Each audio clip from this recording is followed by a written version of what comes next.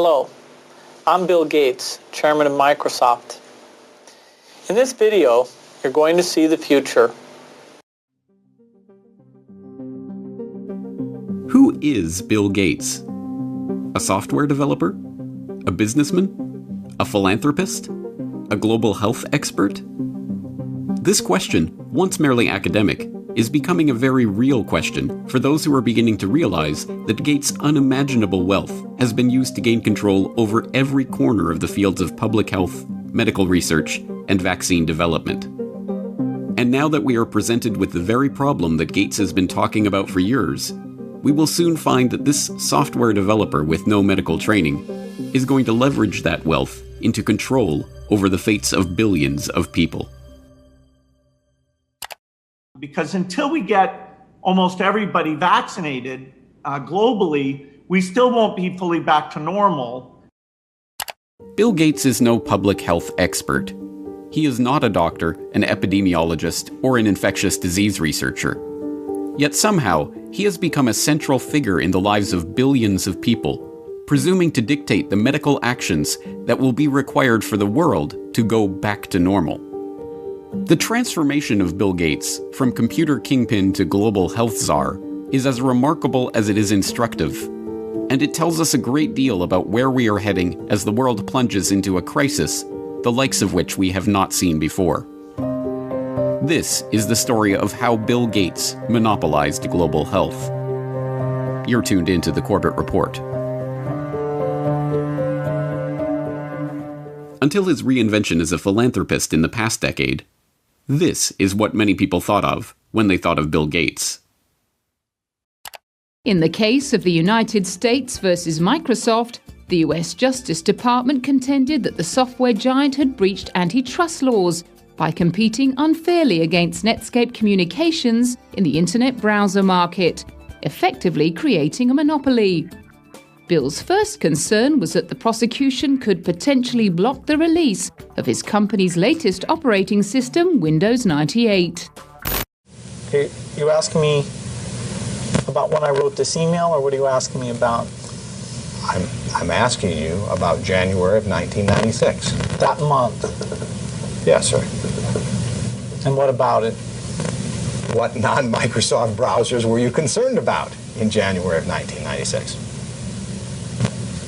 I don't know what you mean concerned. What is it about the word concerned that you don't understand?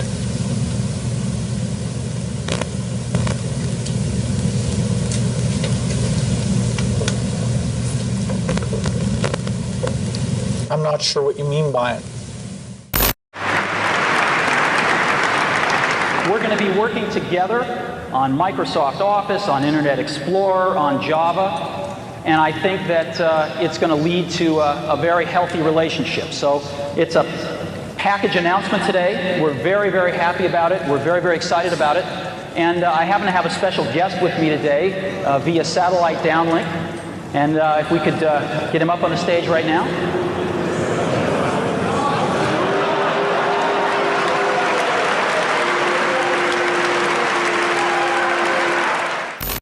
Police and security guards in Belgium were caught flat-footed today by a cowardly sneak attack on one of the world's wealthiest men. The target was Microsoft Chairman Bill Gates, arriving for a meeting with community leaders. Watch what happens when a team of hitmen meet him first with a pie in the face.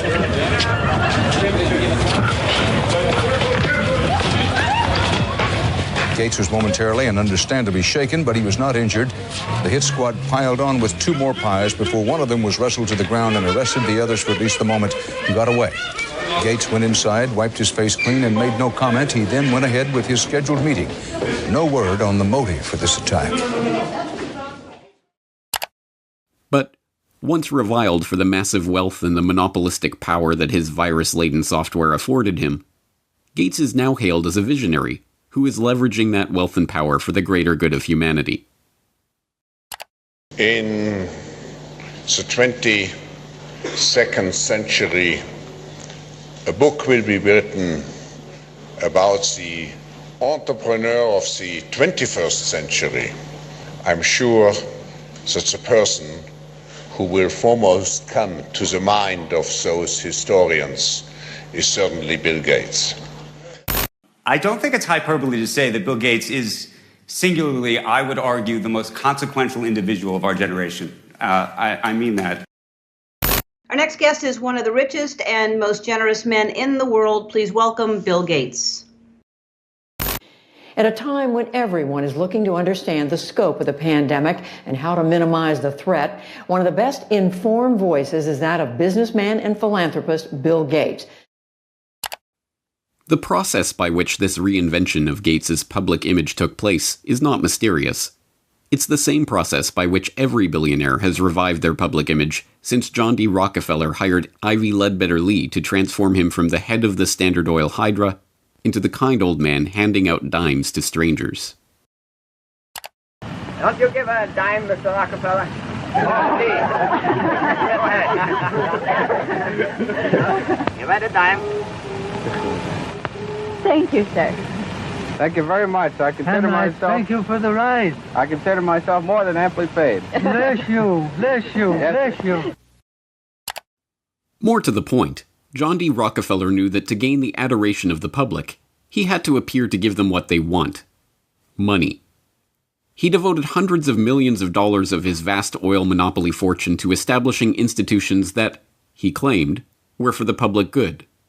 The General Education Board, the Rockefeller Institute of Medical Research, the Rockefeller Foundation. Similarly, Bill Gates has spent much of the past 2 decades transforming himself from software magnate into a benefactor of humanity through his own Bill and Melinda Gates Foundation.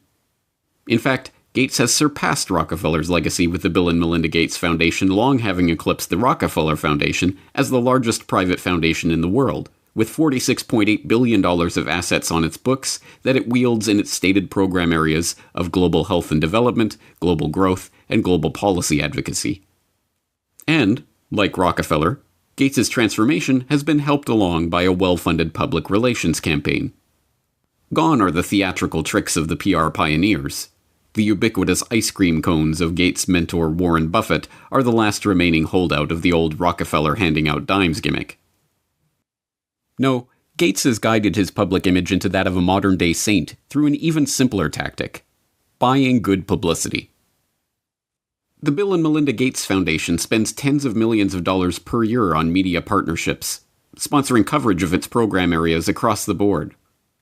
Gates funds The Guardian's Global Development website. Gates funds NPR's global health coverage. Gates funds the Our World in Data website that is tracking the latest statistics and research on the coronavirus pandemic. Gates funds BBC coverage of global health and development issues, both through its BBC Media Action Organization and the BBC itself. Gates funds World Health coverage on ABC News. When the NewsHour with Jim Lehrer was given a $3.5 million Gates Foundation grant to set up a special unit to report on global health issues, NewsHour communications chief Rob Flynn was asked about the potential conflict of interest that such a unit would have in reporting on issues that the Gates Foundation is itself involved in. In some regards, I guess you might say that there are not a heck of a lot of things you could touch in global health these days that would not have some kind of Gates tentacle, Flynn responded. Indeed, it would be almost impossible to find any area of global health that has been left untouched by the tentacles of the Bill and Melinda Gates Foundation. It was Gates who sponsored the meeting that led to the creation of Gavi, the Vaccine Alliance, a global public-private partnership bringing together state sponsors and big pharmaceutical companies whose specific goals include the creation of healthy markets for vaccines and other immunization products. As a founding partner of the alliance, the Gates Foundation provided $750 million in seed funding and has gone on to make over $4.1 billion in commitments to the group. Gates provided the seed money that created the Global Fund to Fight AIDS, Tuberculosis, and Malaria, a public-private partnership that acts as a finance vehicle for governmental AIDS, TB, and malaria programs. When a public-private partnership of governments, world health bodies, and 13 leading pharmaceutical companies came together in 2012 to accelerate progress toward eliminating or controlling 10 neglected tropical diseases, there was the Gates Foundation, with $363 million of support. When the Global Financing Facility for Women, Children, and Adolescents was launched in 2015 to leverage billions of dollars in public and private financing for global health and development programs, There was the Bill and Melinda Gates Foundation as a founding partner with a $275 million contribution. When the Coalition for Epidemic Preparedness Innovations was launched at the World Economic Forum in Davos in 2017 to develop vaccines against emerging infectious diseases, there was the Gates Foundation with an initial injection of $100 million. The examples go on and on. The Bill and Melinda Gates Foundation's fingerprints can be seen on every major global health initiative of the past 2 decades. And beyond the flashy multi-billion-dollar global partnerships, the foundation is behind hundreds of smaller country and region-specific grants, $10 million to combat a locust infestation in East Africa, or $300 million to support agricultural research in Africa and Asia, that add up to billions of dollars in commitments. It comes as no surprise, then, that far beyond the $250 million that the Gates Foundation has pledged to the fight against coronavirus, every aspect of the current coronavirus pandemic involves organizations, groups, and individuals with direct ties to Gates funding. From the start, the World Health Organization has directed the global response to the current pandemic. From its initial monitoring of the outbreak in Wuhan and its declaration in January that there was no evidence of human-to-human transmission, to its live media briefings and its technical guidance on country-level planning and other matters, the WHO has been the body setting the guidelines and recommendations shaping the global response to this outbreak. But even the World Health Organization itself is largely reliant on funds from the Bill and Melinda Gates Foundation. The WHO's most recent donor report shows that the Bill and Melinda Gates Foundation is the organization's second largest donor behind the United States government. The Gates Foundation single-handedly contributes more to the World Health Body than Australia, Canada, France, Germany, Russia, and the UK combined. What's more, current World Health Organization Director General Tedros Adhanom Ghebreyesus is in fact, like Bill Gates himself, not a medical doctor at all, but the controversial ex-Minister of Health of Ethiopia, who was accused of covering up 3 cholera outbreaks in the country during his tenure. Before joining the WHO, he served as chair of the Gates-founded Global Fund to fight AIDS, tuberculosis, and malaria, and sat on the board of the Gates-founded Gavi, the Vaccine Alliance, and the Gates-funded Stop TB Partnership. The current round of lockdowns and restrictive stay-home orders in Western countries were enacted on the back of alarming models predicting millions of deaths in the United States and hundreds of thousands in the UK. Imperial College in London released a COVID-19 report, and that's where most of our U.S. leaders are getting the information they're basing their decision-making on. The report runs us through a few different ways this could turn out depending on what our responses are. If we don't do anything to control this virus, over 80% of people in the U.S. would be infected over the course of the epidemic, with 2.2 million deaths from COVID-19. That 2.2 million deaths also doesn't account for the potential negative effects of health systems being overwhelmed. From this evening, I must give the British people a very simple instruction. You must stay at home. Enough is enough. Go home and stay home. A statewide order for people to stay at home. The work of 2 research groups was crucial in shaping the decisions of the UK and US governments to implement wide-ranging lockdowns, and, in turn, governments around the world. The first group, the Imperial College COVID-19 Research Team, issued a report on March 16th that predicted up to 500,000 deaths in the UK and 2.2 million deaths in the US unless strict government measures were put in place. The second group, the Institute for Health Metrics and Evaluation in Bill Gates' home state of Washington, helped provide data that corroborated the White House's initial estimates of the virus effects, estimates that have been repeatedly downgraded as the situation has progressed. Unsurprisingly, the Gates Foundation has injected substantial sums of money into both groups. This year alone, the Gates Foundation has already given $79 million to Imperial College, and in 2017, the foundation announced a $279 million investment into the IHME to expand its work collecting health data and creating models. Anthony Fauci, meanwhile, has become the face of the US government's coronavirus response, echoing Bill Gates' assertion that the country will not get back to normal until a good vaccine can be found to ensure the public's safety. If you want to get to pre-coronavirus, that might not ever happen in the sense of the fact that the threat is there, but I believe with the therapies that will be coming online and with the fact that I feel confident that over a period of time we will get a good vaccine, that we will never have to get back to where we are right back now. Beyond just their frequent collaborations and cooperation in the past, Fauci has direct ties to Gates' projects and funding. In 2010, he was appointed to the Leadership Council of the Gates-founded Decade of Vaccines project to implement a global vaccine action plan, a project to which Gates committed $10 billion of funding. And in October of last year, just as the current pandemic was beginning, the Gates Foundation announced a $100 million contribution to the National Institute of Health to help, among other programs, Fauci's National Institute of Allergy and Infectious Diseases research into HIV. Also in October of last year, the Bill and Melinda Gates Foundation partnered with the World Economic Forum and the Johns Hopkins Center for Health Security to stage Event 201, a tabletop exercise gauging the economic and societal impact of a globally spreading coronavirus pandemic. It began in healthy-looking pigs, months, perhaps years ago. A new coronavirus.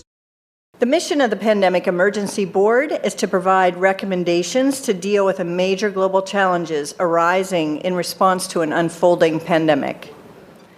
The board is comprised of highly experienced leaders from business, public health, and civil society. We're at the start of what's looking like it will be a severe pandemic. And there are problems emerging that can only be solved by global business and governments working together.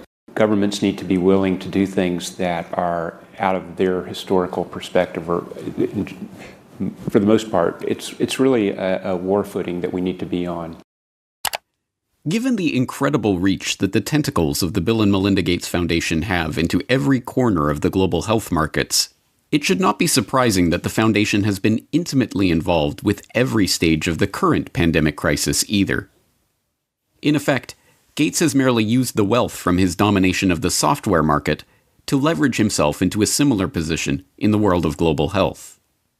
The whole process has been cloaked in the mantle of selfless philanthropy, but the foundation is not structured as a charitable endeavor. Instead, it maintains a dual structure. The Bill and Melinda Gates Foundation distributes money to grantees, but a separate entity, the Bill and Melinda Gates Foundation Trust, manages the endowment assets. These two entities often have overlapping interests, and, as has been noted many times in the past, grants given by the foundation often directly benefit the value of the trust's assets. One of my favorite parts about my job at the Gates Foundation is that I get to travel to the developing world, and I do that quite regularly. My first trip in India, I was in a person's home where they had dirt floors, no running water, no electricity, and that's really what I see all over the world. So in short, I'm startled by all the things that they don't have. But I am surprised by one thing that they do have: Coca-Cola. Coke is everywhere. In fact, when I travel in the developing world, Coke feels ubiquitous. And so when I come back from these trips and I'm thinking about development and I'm flying home and I'm thinking, well, we're trying to deliver condoms to people or vaccinations, Coke's success kind of stops and makes you wonder, how is it that they can get Coke to these far-flung places? And if they can do that, why can't governments and NGOs do the same thing? And the charity of Microsoft founder Bill Gates and his wife Melinda is under criticism following the disclosure it substantially increased its holdings in the agribusiness giant Monsanto to over $23 million. Critics say the investment in Monsanto contradicts the Bill and Melinda Gates Foundation's stated commitment to helping farmers and sustainable development in Africa. The study from the pressure group Global Justice Now paints a picture of the Gates Foundation partly as an expression of corporate America's desire to profit from Africa, and partly a damning critique of its effects. You could have a case where the initial research is done by a Gates-funded institution. The media reporting on how well that research is conducted is done. The media outlet is a Gates-funded outlet, and maybe a Gates-funded journalist from a media programme, and then the programme is implemented more widely by a Gates-funded NGO. I mean, there are some very insular circles here. Among the many criticisms, the idea that private finance can solve the problems of the developing world. Should poor farmers be trapped into debt by having to use chemicals or fertilizers underwritten by offshoots of the foundation? This is no mere theoretical conflict of interest. Gates is held up as a hero for donating $35.8 billion worth of his Microsoft stock to the foundation.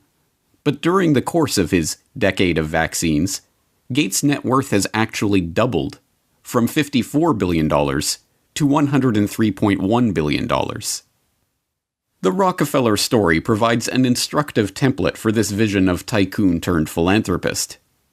When Rockefeller faced a public backlash, he helped spearhead the creation of a system of private foundations that connected in with his business interests. Leveraging his unprecedented oil monopoly fortune into unprecedented control over wide swaths of public life, Rockefeller was able to kill two birds with one stone, molding society in his family's own interests, even as he became a beloved figure in the public imagination. Similarly, Bill Gates has leveraged his software empire into a global health, development, and education empire, steering the course of investment and research and ensuring healthy markets for vaccines and other immunization products. And, like Rockefeller, Gates has been transformed from the feared and reviled head of a formidable hydra into a kindly old man, generously giving his wealth back to the public. But not everyone has been taken in by this PR trick. Even The Lancet observed this worrying transformation from software monopolist to health monopolist back in 2009, when the extent of this Gates-led monopoly was becoming apparent to all. The first guiding principle of the Bill and Melinda Gates Foundation is that it is driven by the interests and passions of the Gates family. An annual letter from Bill Gates summarizes those passions, referring to newspaper articles, books, and chance events that have shaped the Foundation's strategy. For such a large and influential investor in global health, is such a whimsical governance principle good enough? This brings us back to the question: who is Bill Gates? What are his driving interests? What motivates his decisions? These are not academic questions. Gates' decisions have controlled the flows of billions of dollars, formed international partnerships pursuing wide-ranging agendas, ensured the creation of healthy markets for big pharma vaccine manufacturers. And now, as we are seeing, his decisions are shaping the entire global response to the coronavirus pandemic. Next week, we will further explore Gates' vaccination initiatives, the business interests behind them, and the larger agenda that is beginning to take shape as we enter the new normal of the COVID-19 crisis.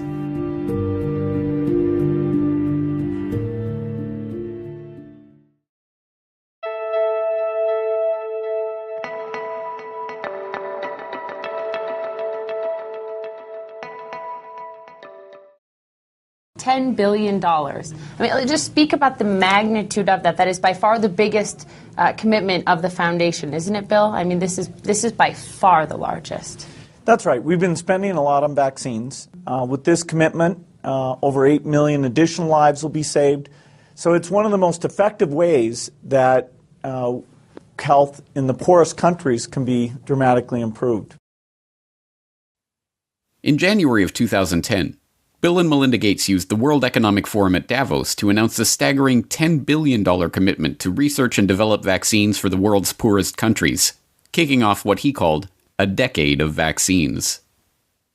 Today we're announcing a commitment over this next decade, which we think of as a decade of vaccines having incredible impact. We're announcing that we'll spend over $10 billion on vaccines. Hailed by the Gates-funded media. For the record, the Bill and Melinda Gates Foundation is a NewsHour underwriter. And applauded by the pharmaceutical companies who stood to reap the benefits of that largesse. The record-setting commitment made waves in the international community, helping to underwrite a global vaccine action plan coordinated by the Gates-funded World Health Organization. But contrary to the Gates' own PR spin that this $10 billion pledge was an unalloyed good and would save 8 million lives, the truth is that this attempt to reorient the global health economy was part of a much bigger agenda. an agenda that would ultimately lead to greater profits for big pharma companies, greater control for the Gates Foundation over the field of global health, and greater power for Bill Gates to shape the course of the future for billions of people around the planet. This is Bill Gates' plan to vaccinate the world. You're tuned into the Corbett Report. Given Gates' pledge to make this a decade of vaccines, it should come as no surprise that, since the dawn of this coronavirus crisis, he has been adamant that the world will not go back to normal until a vaccine has been developed.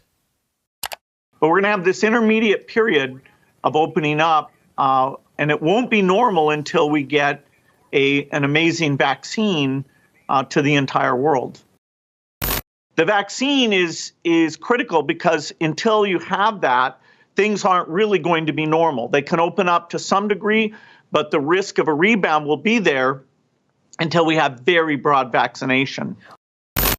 They won't be back to normal until we either have that phenomenal vaccine or a therapeutic that's like over 95% effective. And so we have to assume that's going to be almost 18 months from now. And then the final solution, which is a year to 2 years off, is the vaccine. So we've got to go full speed ahead on all three fronts. Just to head off the conspiracy theorists, maybe we shouldn't call the vaccine the final solution. Maybe just the best solution. Okay.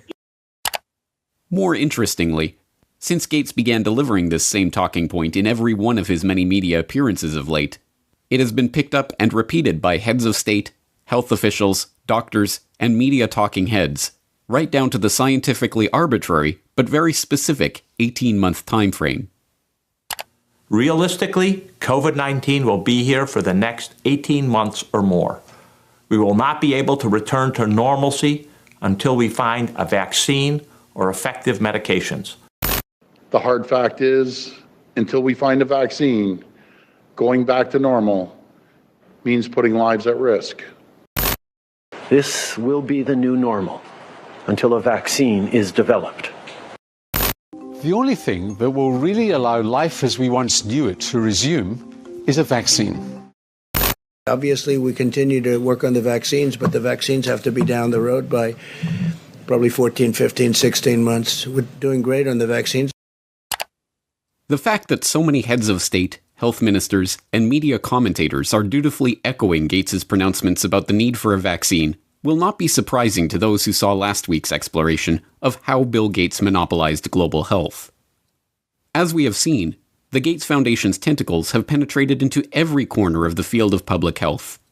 Billions of dollars in funding and entire public policy agendas are under the control of this man, an unelected, unaccountable software developer with no medical research experience or training. And nowhere is Gates' control of public health more apparent than in the realm of vaccines. Gates launched the decade of vaccines with a $10 billion pledge. Gates helped develop the Global Vaccine Action Plan administered by the Gates-funded World Health Organization. Gates helped found Gavi, the Vaccine Alliance, aiming to develop healthy markets for vaccine manufacturers. Gates helped launch Gavi with a $1 billion donation in 2011, going on to contribute $4.1 billion over the course of the decade of vaccines. And so I'm pleased to announce to you that we're pledging an additional $1 billion to...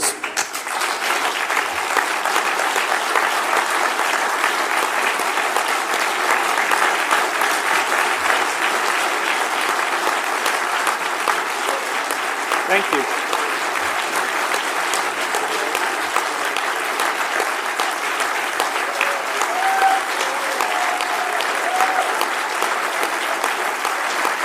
All right, thank you.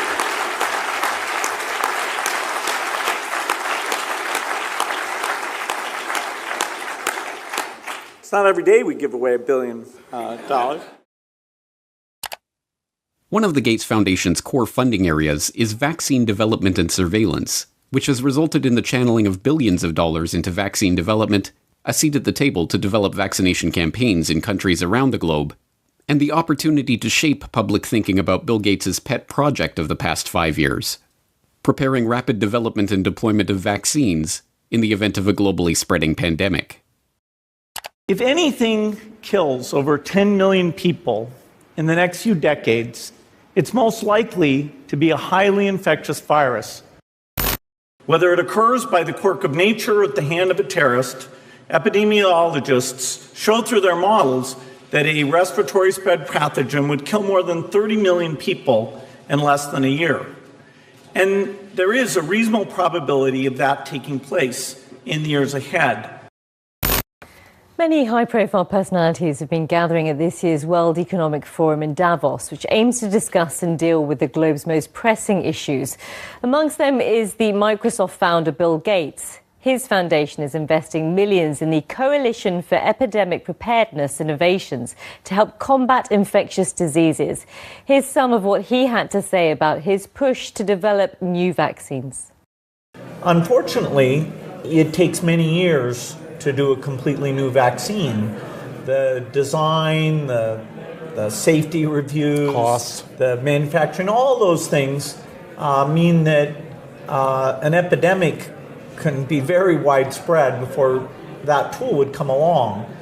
And so after Ebola, the global health community talked a lot about this, including a new type of vaccine platform called DNA-RNA that should speed things along. And so this Coalition for Epidemic Preparedness Initiative, CEPI, is 3 countries, Japan, Norway, Germany, and 2 foundations, Wellcome Trust, who we work with on a lot of things, and our foundation, Gates Foundation, coming together to fund actually trying to use that platform and make some vaccines, and so that would help us in the future. We know vaccines can protect us. We just need to be better prepared. So let's come together. Let's research and invest. Let's save lives. Let's outsmart epidemics.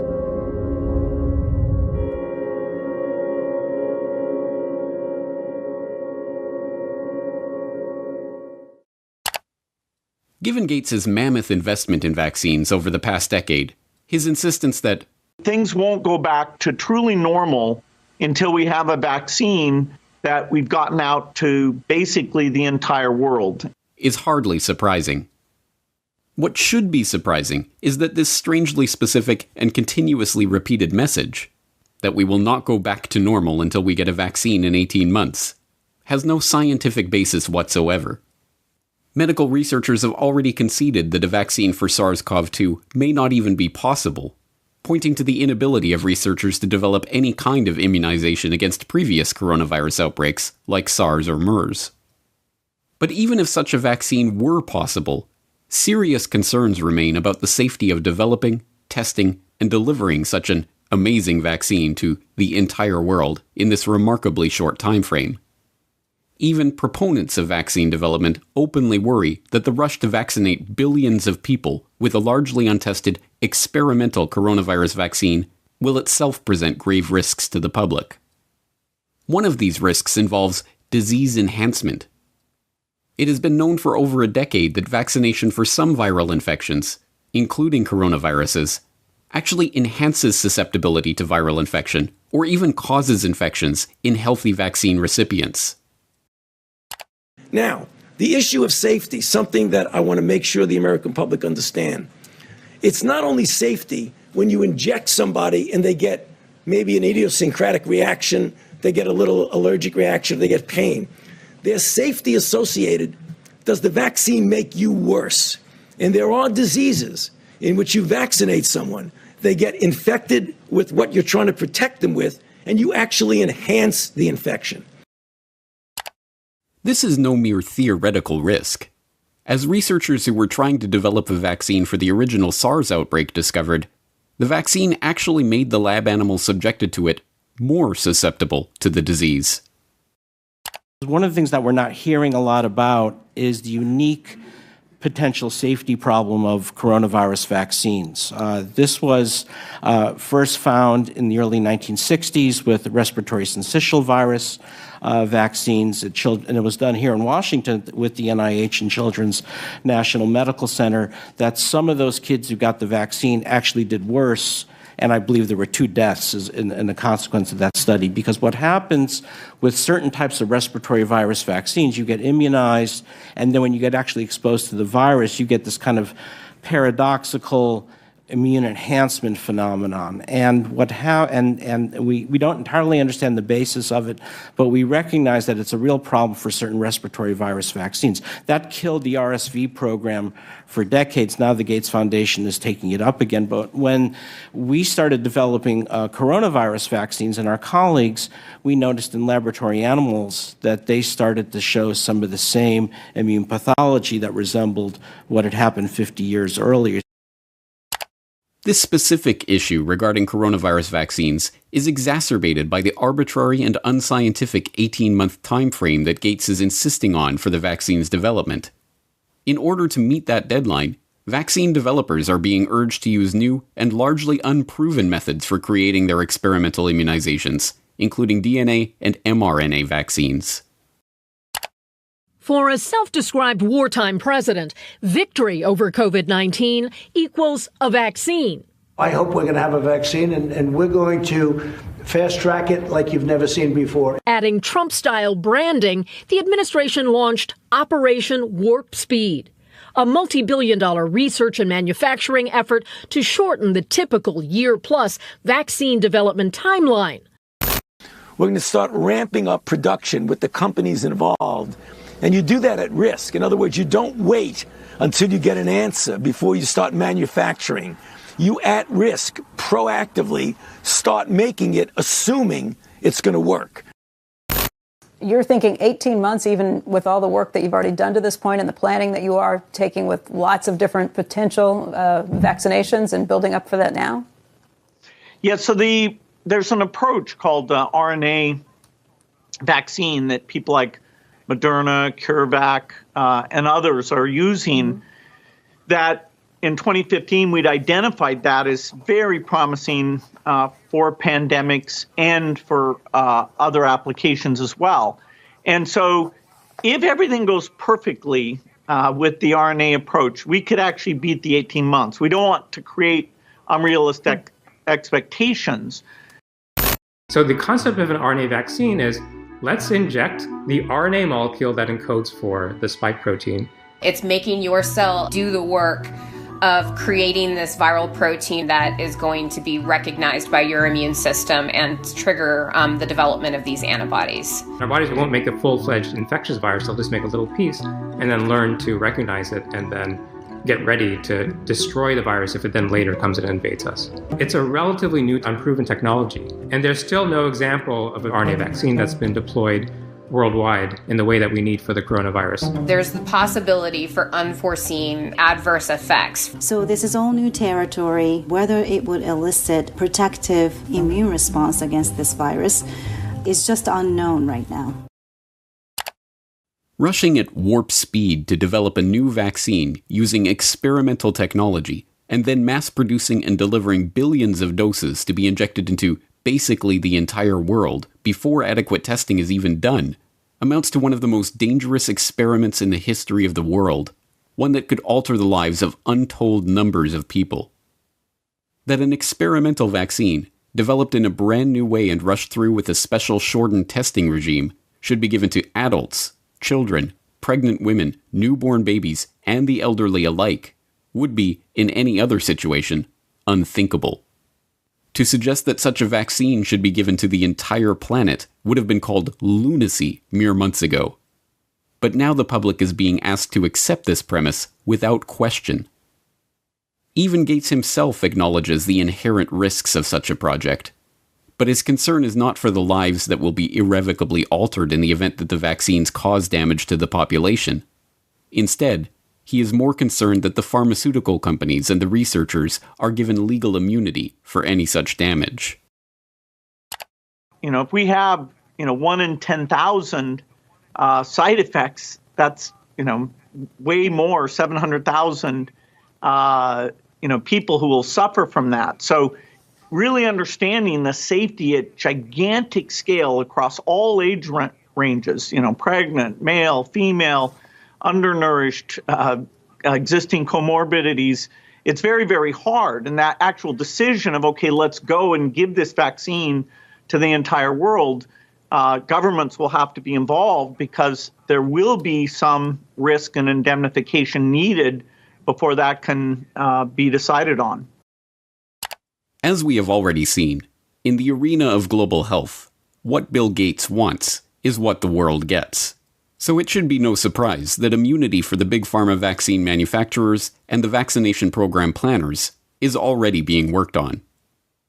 In the US, the Department of Health and Human Services issued a declaration that retroactively provides liability immunity for activities related to medical countermeasures against COVID-19, including manufacturers, distributors, and program planners of any vaccine used to treat, diagnose, cure, prevent, or mitigate COVID-19. The declaration was issued on March 17th, but retroactively covers any activity back to February 4th, 2020, the day before the Bill and Melinda Gates Foundation announced an emergency $100 million to fund treatment efforts and to develop new vaccines for COVID-19. The plan to inject everyone on the planet with an experimental vaccine is no aberration in Bill Gates' envisioned decade of vaccines. It is its culmination. The decade of vaccines kicked off with a Gates-funded $3.6 million observational study of HPV vaccines in India that, according to a government investigation, violated the human rights of the study participants with gross violations of consent and failed to properly report adverse events experienced by the vaccine recipients. After the deaths of 7 girls involved in the trial were reported, a parliamentary investigation concluded that the Gates-funded Program for Appropriate Technology in Health, or PATH, which ran the study, had been engaged in a scheme to help ensure healthy markets for GlaxoSmithKline and Merck, the manufacturers of the Gardasil and Cervarix vaccines that had been so generously donated for use in the trial. Had PATH been successful in getting the HPV vaccine included in the universal immunization program of the concerned countries, this would have generated windfall profit for the manufacturers by way of automatic sale, year after year, without any promotional or marketing expenses. It is well known that once introduced into the immunization program, it becomes politically impossible to stop any vaccination. Chandra M. Gulhati, editor of the influential Monthly Index of Medical Specialties, remarked that it is shocking to see how an American organization used surreptitious methods to establish itself in India. And Samarin Nundi, editor emeritus of the National Medical Journal of India, lamented that this is an obvious case where Indians were being used as guinea pigs. Throughout the decade, India's concerns about the Bill and Melinda Gates Foundation and its corporate partners' influence on the country's national immunization programs grew. In 2016, the steering group of the country's National Health Mission blasted the government for allowing the country's National Technical Advisory Group on Immunization, the primary body advising the government on all vaccination-related matters, to be effectively purchased by the Gates Foundation. As one steering group member noted, the NTAGI Secretariat has been moved out of the government's health ministry to the Office of Public Health Foundation of India, and the 32 staff members in that secretariat draw their salaries from the Bill and Melinda Gates Foundation. There is a clear conflict of interest. On one hand, the BMGF funds the secretariat that is the highest decision-making body in vaccines, and, on the other, it partners with the pharma industry in Gavi. This is unacceptable. In 2017, the government responded by cutting all financial ties between the advisory group and the Gates Foundation. Similar stories play out across the Gates Foundation's decade of vaccines. There's the Gates-founded and funded meningitis vaccine project, which led to the creation and testing of MenAfrivac, a 50-cent per dose immunization against meningococcal meningitis. The test led to reports of between 40 and 500 children suffering seizures and convulsions and eventually becoming paralyzed. There's the 2017 confirmation that the Gates-supported oral polio vaccine was actually responsible for the majority of new polio cases, and the 2018 follow-up showing that 80% of polio cases are now vaccine-derived. There's the 2018 paper in the International Journal of Environmental Research and Public Health concluding that over 490,000 people in India developed paralysis as a result of the oral polio vaccine between 2000 and 2017. There's even the WHO's own malaria chief, Dr. Arata Kochi, who complained in an internal memo that Gates's influence meant that the world's leading malaria scientists are now locked up in a cartel with their own research funding being linked to those of others within the group, and that the foundation was stifling debate on the best ways to treat and combat malaria, prioritizing only those methods that relied on new technology or developing new drugs. Kochi's complaint, written in 2008, highlights the most common criticism of the global health web that Gates has spun in the past 2 decades. That the public health industry has become a racket run by and for Big Pharma and its partners for the benefit of big business. At the time that Kochi was writing his memo, the executive director of the Gates Foundation's Global Health Program was Tachi Yamada. Yamada left his position as chairman of research and development at GlaxoSmithKline to take up the position at the Gates Foundation in 2006, and left the foundation 5 years later to become chief medical and scientific officer at Takeda Pharmaceuticals. Yamada's replacement as head of Gates's Global Health Program, Trevor Mundell, was himself a clinical researcher at Pfizer and Park Davis, and spent time as head of development with Novartis before joining the foundation. This use of foundation funds to set public policy to drive up corporate profits is not a secret conspiracy. It is a perfectly open one. When the Center for Global Development formed a working group to develop a practical approach to the vaccine challenge, they concluded that the best way to incentivize pharmaceutical companies to produce more vaccines for the Third World was for governments to promise to buy vaccines before they were even developed.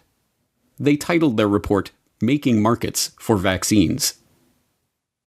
The project, Making Markets for Vaccines, was really designed to address a problem that's existed for a long time, which is insufficient research and development budgets as well as investment capacity in vaccine development and production for the Third World. How do you create better incentives to get the pharma community, the vaccine community, to produce products that are specifically dedicated for the developing world? Michael Kremer, a professor at Harvard, had been thinking about this problem for many years. He realized that if the rich countries of the world were to make a promise that they would buy a malaria vaccine if somebody produced it, that would give an incentive to the pharmaceutical industry to go and do the research and development needed to make one. But this idea was unfamiliar. No government had made a commitment to buy a product that didn't already exist. When the first such advanced market commitment was made in 2007, a $1.5 billion promise to buy yet-to-be-produced vaccines from big pharma manufacturers, there was the Gates Foundation as the only non-nation sponsor. The Gates-founded Gavi Vaccine Alliance is an open partnership between the Gates Foundation, the World Health Organization, the World Bank, and vaccine manufacturers. Their stated goal includes introducing new vaccines into the routine schedules of national immunization programs, and to engage in market-shaping efforts to ensure healthy markets for vaccines and other immunization products. If introducing new vaccines and ensuring healthy markets for them was the aim of Gates's decade of vaccines, there can be no doubt that COVID-19 has seen that goal realized in spectacular fashion. Let's start the pledging.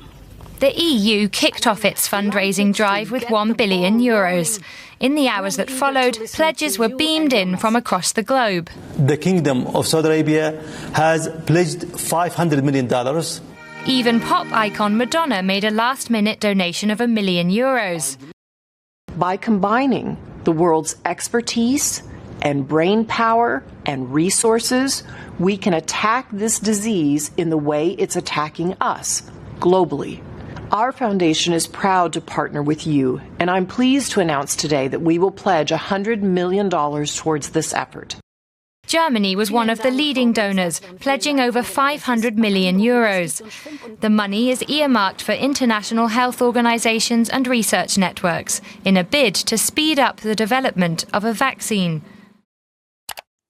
And there, at the center of this web, is the Gates Foundation, connected to every major organization, research institution, international alliance, and vaccine manufacturer involved in the current crisis. Certainly, the Gates, like the Rockefellers, have profited from their years as the most generous people on the planet. As curious as it might seem to those who don't understand the true nature of this monopoly cartel, Despite all of these grants and pledges, commitments of tens of billions of dollars, Bill Gates' personal net worth has actually doubled during this decade of vaccines, from $50 billion to over $100 billion. But once again, we come back to the question, who is Bill Gates? Is he motivated simply by money? Is this incessant drive to vaccinate the entire population of the planet merely the result of greed? Or is there something else driving this agenda? As we shall see next time, money is not the end goal of Gates's philanthropic activities. Money is just the tool that he is using to purchase what he really wants. Control. Control not just of the health industry, but control of the human population itself.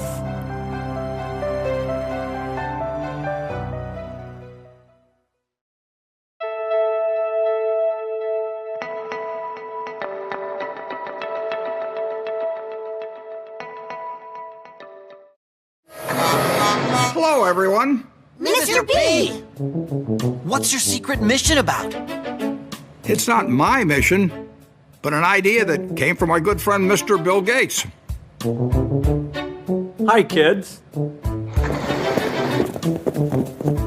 The real, actual, in-person Bill... Bill? He's trying to say that we're big fans, Mr. Gates. It's a strange fact that Bill Gates' hagiographers, PR hacks employed more often than not by large corporations that receive funding from the Bill and Melinda Gates Foundation, consistently depict this drab software developer as a cartoon superhero, using his superpower of being very rich to help save the planet. Behind closed doors on this New York campus, a secret gathering of some of the world's most powerful people. Gates, Buffett, Bloomberg, Winfrey. It was like the Super Friends. In the great hall of the Justice League, there are assembled the world's 4 greatest heroes. But these cartoon-fueled puff pieces reveal more than they know about Gates and the other mega-rich philanthropists they are attempting to idolize. They reveal that the idea of the selfless billionaire do-gooder is a work of fiction so unbelievable it is only fit for Saturday morning cartoon fare. As we have seen in our first 2 explorations of Bill Gates' role as global health kingpin, the seemingly selfless generosity of the Gates family through their eponymous foundation has in fact greatly increased their own wealth, with Bill Gates' personal net worth having doubled in the past decade alone. But the takeover of public health that we have documented in How Bill Gates Monopolized Global Health, and the remarkably brazen push to vaccinate everyone on the planet that we have documented in Bill Gates' Plan to Vaccinate the World, was not, at base, about money. The unimaginable wealth that Gates has accrued is now being used to purchase something much more useful. Control. Control not just of the global health bodies that can coordinate a worldwide vaccination program, or the governments that will mandate such an unprecedented campaign, but control over the global population itself. This is an exploration of Bill Gates and the population control grid. You're tuned into the Corbett Report. From a journalistic standpoint, Good Morning America's inane report on the secretive billionaire meeting that took place in New York in 2009 was a failure. It listed some of the meeting's attendees and their combined net worth. Gates, Buffett, Bloomberg, Winfrey, together with others at the meeting, including George Soros, Ted Turner, David Rockefeller, they're worth more than $125 billion. It turned to the senior editor of Forbes for a soundbite about what it would be like to witness such an assembly of wealth. To have been in the room and see this meeting of the minds really would have been a fascinating thing. And it dutifully reported the participants' own stated reason for holding the meeting. That much money, that much power around one table. It begs the question, what were they doing? What were they scheming? Total world domination? This group, together for 6 hours, was talking about charity, education, emergency relief, global health. Before wrapping up with another juvenile appeal to comic book superhero lore. The new Superman and Wonder Woman, the super rich friends, not fighting bad guys, but fighting for good nonetheless. For Good Morning America, John Berman, ABC News. Yes, from a journalistic standpoint, Berman's report was an utter failure. There was no attempt to question the participants about the meeting, no space for any criticism of these billionaires or questions about their motives, no adversarial journalism of any kind. But as a PR piece, it was brilliant. It leaves the viewer with a vague sense that some kind of gathering took place somewhere in New York in which rich people, who, let's not forget, are superheroes, talked about charity.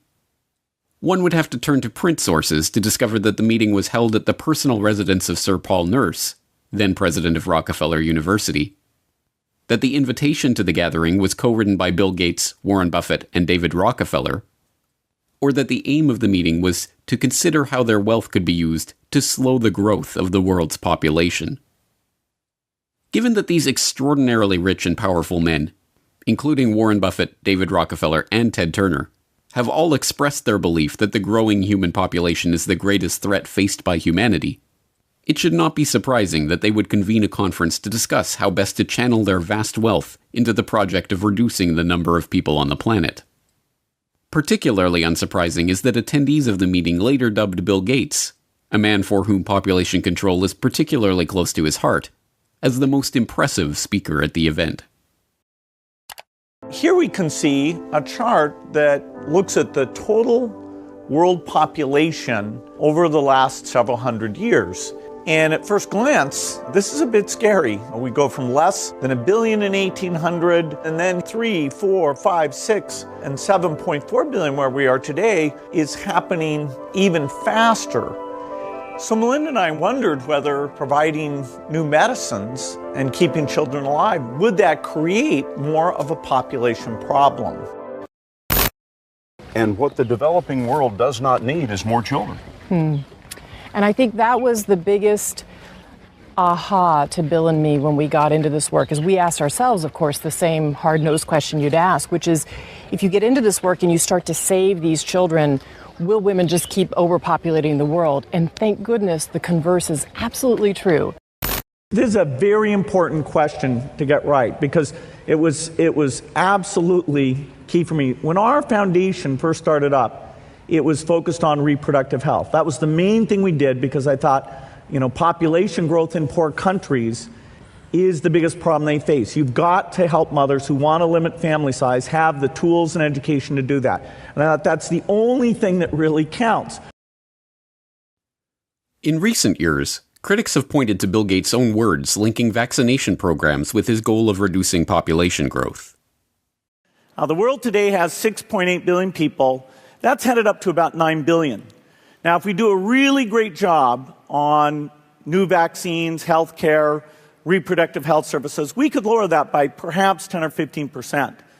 $10 billion over the next 10 years to make it the year of the vaccines. What does that mean exactly? Well, over this decade, we believe unbelievable progress can be made, both inventing new vaccines and making sure they get out to all the children who need them. We could cut the number of children who die every year from about 9 million to half of that if we have success on it. And the benefits there in terms of reducing sickness, reducing the population growth, it really allows the society a chance to take care of itself once you've made that intervention. But as any number of fact-checking websites, not to mention Bill Gates himself, are quick to point out, this doesn't mean what it sounds like it means. What we found out is that as health improves, families choose to have less children. The truth is that when people's lives improve, when children survive, for instance, or when girls go to school, people start making decisions based on the expectation that their children will live and thrive. The result is smaller families and slower population growth. I came across articles that showed that the key thing you can do to reduce population growth is actually improve health. And that sounds paradoxical. You think, okay, better health means more kids, not less kids. Well, in fact, what parents are doing is they're trying to have 2 kids survive to adulthood to take care of them. And so the more disease burden there is, the more kids they have to have that high probability. So there's a perfect correlation that as you improve health, within a half generation, the population growth rate goes down. Yes, the Gates' stated plan is to reduce population growth by improving health. But the idea of using vaccines as sterilization agents, even without the public's knowledge or consent, is not conspiracy lore, but documentable fact. In its 1968 annual report, the Rockefeller Foundation addressed the problems of population, lamenting that very little work is in progress on immunological methods, such as vaccines, to reduce fertility, and much more research is required if a solution is to be found here. The foundation vowed to correct this problem by funding established and beginning investigators to turn their attention to aspects of research in reproductive biology that have implications for human fertility and its control. This was no empty promise. By the time of its 1988 annual report, the Rockefeller Foundation was able to report progress on its funding into contraceptive research, including Norplant, a contraceptive implanted under the skin of a woman's upper arm and effective for 5 years. In its 1988 report, the Rockefeller Foundation was pleased to announce that Norplant, which was developed by the Rockefeller-founded Population Council, was now approved for marketing in 12 countries. The Rockefeller's Population Council and other research organizations joined with the World Health Organization in 1972 to create a task force on vaccines for fertility regulation. By 1995, they were able to report progress in developing a prototype of an anti-HCG vaccine, which works by combining an immunogen formed from a synthetic peptide of human chorionic gonadotrophin, HCG, a hormone secreted by the surface of the early embryo to remain implanted in the womb, with a toxoid carrier molecule. The vaccine stimulates an immune reaction, causing women to develop antibodies against the hormone, thus preventing them from carrying babies to term. But beginning in the 1990s, a series of scandals over WHO-led vaccination programs in the Third World led to allegations that tetanus vaccines in places like the Philippines and Kenya were being laced with HCG in order to implement population control by stealth. The controversy generated by these stories led global institutions to step back from the campaign to champion population control by vaccine. But, as usual, the Bill and Melinda Gates Foundation was there to renew interest, working with the UK government to host a London summit on family planning in 2012, at which the foundation announced their support for funding the research, development, and deployment of injectable contraceptives to the developing world. You heard me talk earlier about Sadie, who I met in Niger. She was traveling 15 kilometers to get an injection. But let's ask ourselves, what if she didn't have to travel to that clinic? If we put it in her perspective, how can we keep her in her village to get the contraceptive she wants? Well, Pfizer is testing a new form of Depot, the injection that she goes 15 kilometers to get. They're now putting it in a new form, a new device that can be given. It's very, very small. It's called Uniject. I think it's going to be pictured here. It's a high-quality product.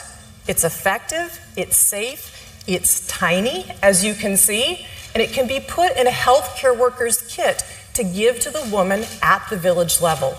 So Sadie won't have to go 15 kilometers any longer to get that injection. But the Gates were not content to stop there. In 2014, it was announced that Microchips Biotech Inc., a company in Lexington, Massachusetts, had developed a new form of birth control. A wireless implant that can be turned on and off with a remote control and that is designed to last up to 16 years. According to MIT Technology Review, the idea originated when Bill Gates visited Robert Langer's MIT lab in 2012 and asked him if it would be possible to create an implantable birth control device that could be turned on or off remotely. Langer referred Gates to the controlled release microchip technology he had invented and licensed to Microchips Biotechnology, and the Gates Foundation granted $20 million to the firm to develop the implants. Reducing population growth has, by Gates' own admission, been a core mission of the Gates Foundation since its inception. But in order to really understand what Gates means by population control, we have to look beyond the concept of controlling population size. At its most fundamental level, the population control that Gates speaks of is not birth control, but control of the population itself. In order to understand the broader population control agenda and how it ties into the Gates Foundation's plans, we have to look at a puzzling development that took place in 2017. In that year, Gavi, the Gates founded and funded alliance that partners the Gates Foundation, the World Health Organization, and the World Bank with vaccine manufacturers to help ensure healthy markets for vaccines, took a strange pivot away from its core mission of vaccinating every child on the planet to providing every child with a digital biometric identity. The idea was first floated by Gavi CEO Seth Berkley in a Nature article that year, Immunization Needs a Technology Boost, where he states that the goal of 100% immunization will not be reached without secure digital identification systems that can store a child's medical history. He then gives a specific example. We are working with a company in India called Kushi Baby, which creates off-grid digital health records. A necklace worn by infants contains a unique identification number on a short-range communication chip. Community health workers can scan the chip using a mobile phone, enabling them to update a child's digital record even in remote areas with little phone coverage. This sudden interest in digital identity was no mere passing fancy for the Vaccine Alliance. Gavi doubled down by becoming a founding member of the ID 2020 Alliance, a public-private partnership dedicated to spearheading a global digital biometric identity standard. Other founding members of the alliance include Gates' first company, Microsoft, and the Rockefeller Foundation. In 2018, Gavi issued a call for innovation in digital technologies for finding, identifying, and registering the most vulnerable children. The call specifically requested technologies for capturing, storing, and enrolling the biometric details of infants on rugged biometric devices. Berkeley continued to follow up on this idea in public engagements as one of the new core missions of Gavi. What's interesting is that people tend to think of, birth certificates as kind of a major document, but, the most common, as I mentioned before, is not a birth certificate, is not a death certificate, is not a marriage certificate. The most common connection, vital registration for the population is actually a child health card, because we reach more than 90% of children with at least one dose of vaccine as part of routine. So they're in the system. The challenge is that contact is not connected into the system. So if you could connect it, then you have the ability to give them their basic identity papers. You have ability then later on, if they want to own land or they want to have their rights, you're able to help them with that. But, we're not currently taking advantage of that. And so the children get seen, they get enrolled in the health centers, but that information is not used for anything else. Although vaccines and identity may seem unrelated, Bill Gates has spent the last few years funding research that can bring the two ideas together. Late last year, Gates once again turned to Robert Langer and his MIT colleagues to investigate new ways to permanently store and record the vaccination information of each individual. The result of their research was a new vaccine delivery method. They found that by using dissolvable microneedles that deliver patterns of near-infrared light-emitting microparticles to the skin, they could create particle patterns in the skin of vaccine recipients which are invisible to the eye but can be imaged using modified smartphones. Rice University describes the quantum dot tags left behind by the microneedles as something like a barcode tattoo. So who is behind this development?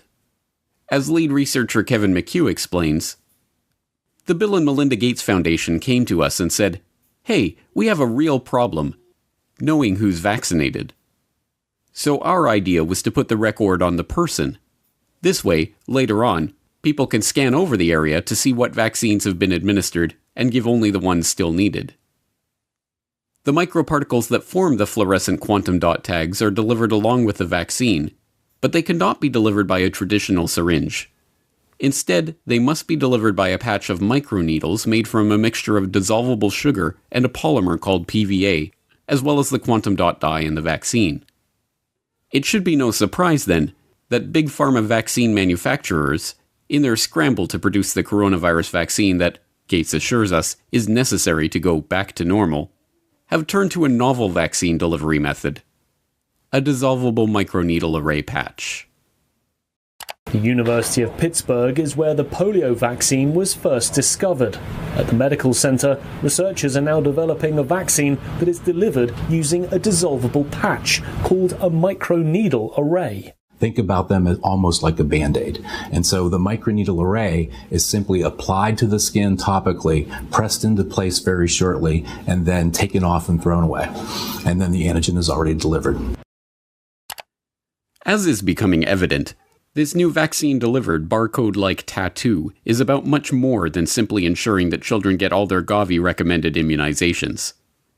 On a recent Ask Me Anything thread on Reddit, when asked, "What changes are we going to have to make to how businesses operate to maintain our economy while providing social distancing?" Bill Gates answered, "Eventually we will have some digital certificates to show who has recovered or been tested recently, or when we have a vaccine, who has received it."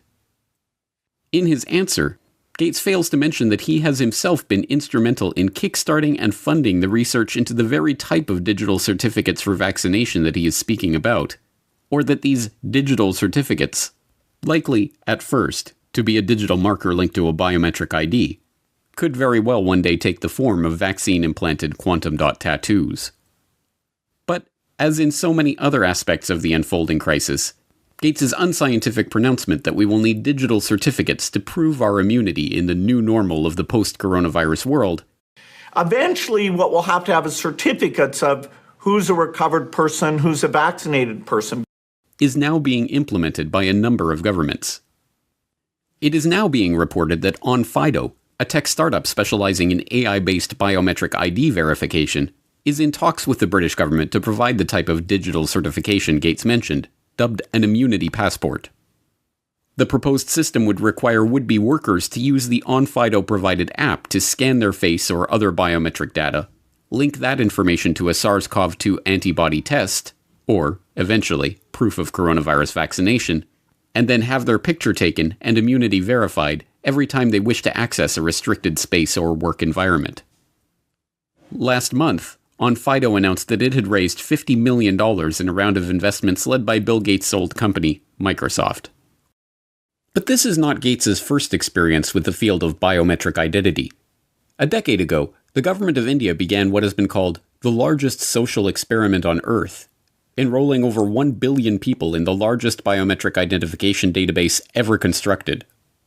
The project, involving iris scanning and fingerprinting the entirety of the Indian population, recording their biometric details in a centralized database, and issuing them a 12-digit identity number that could be used to prove residence and access government services, all within the span of a few years, presented an incredible societal, legal, and technological challenge. It's no surprise, then, that the person who was brought in as the chief architect of the Aadhaar project when it was launched, Nandan Nilekani, co-founder of Indian multinational Infosys, is also a longtime friend of Bill Gates and a partner with Bill and Melinda Gates on a philanthropic venture called Co-Impact, which supports initiatives to address major social challenges at scale. Nilekani's involvement in Aadhaar has even made him one of Gates's heroes, featured in slick video promotions produced by the Bill and Melinda Gates Foundation. My friend Nandan Nilekani is one of India's best-known entrepreneurs. He led the creation of the world's largest biometric ID system. Now, he's working to promote his platform to improve the lives of the world's poorest people. There are more than 1 billion people around the world who don't have any kind of ID. You can't do anything in life without an ID because people are mobile, they're migrant, and wherever they go, whether they want a job or whether they want to board a train or whether they want to get a bank account or get a mobile connection, if the person has no way of proving who they are, then they just won't get access to those services.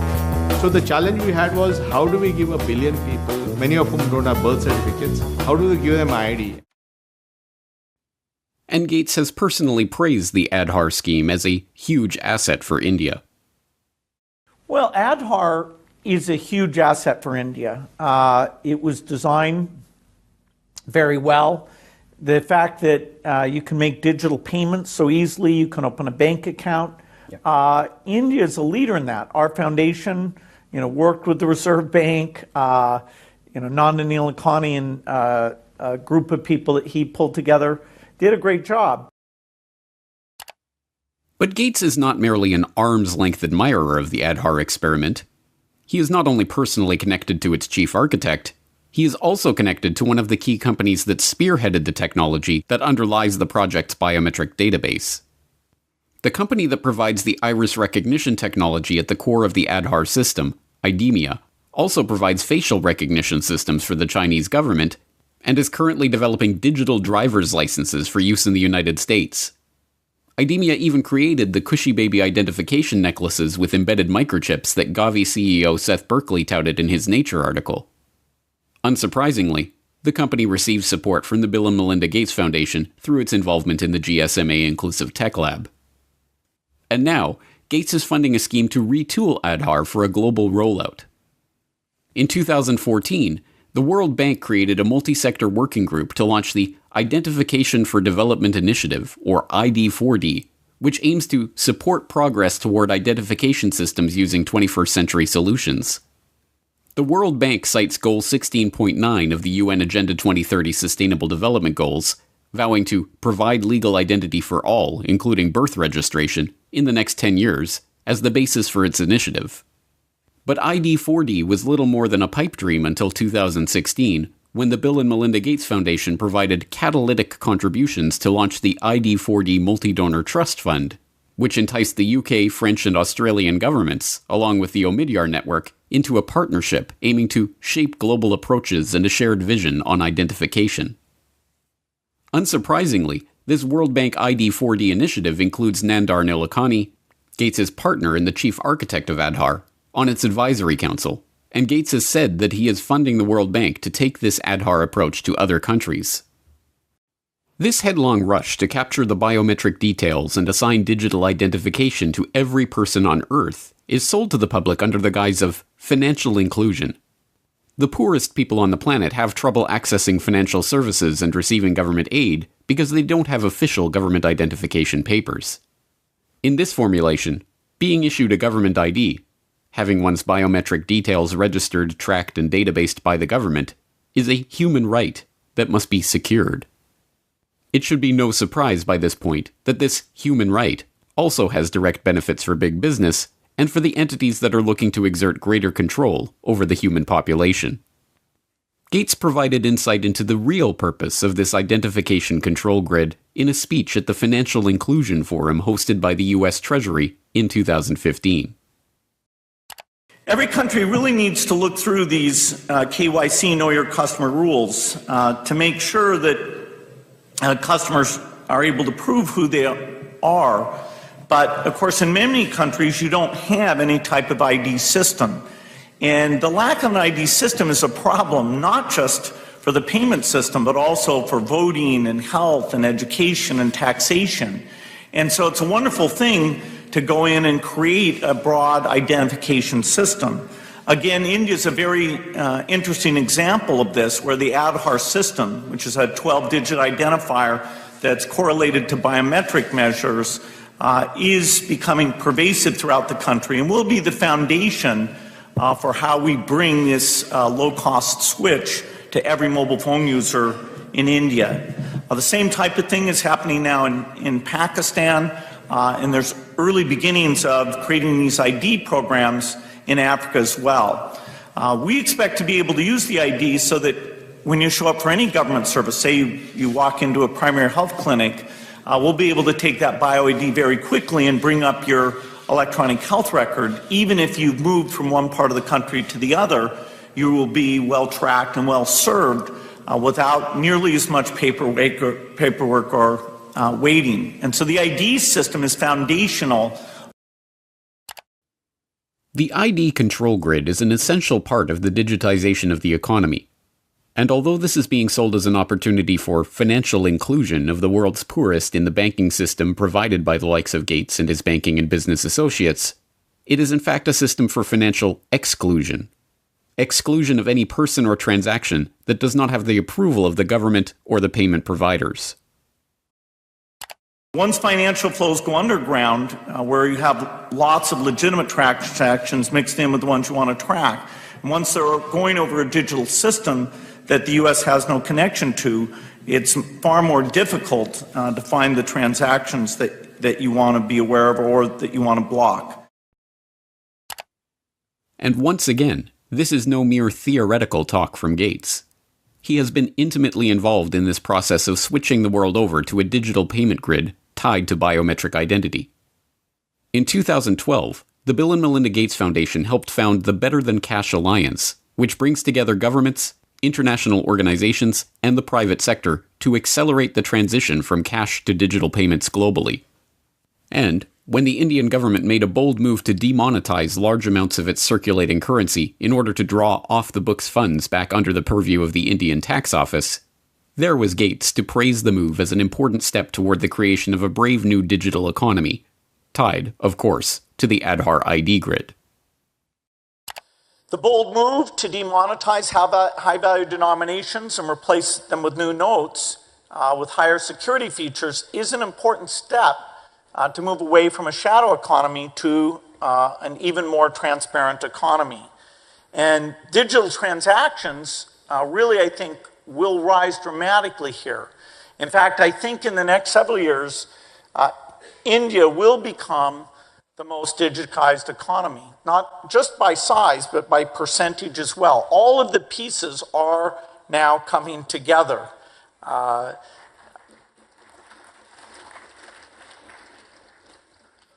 One piece of this that we enjoyed consulting with the government on making sure it comes together in the right way is the pending rollout of payment banks. This, for the first time, really will mean that you have full currency capability on those digital phones.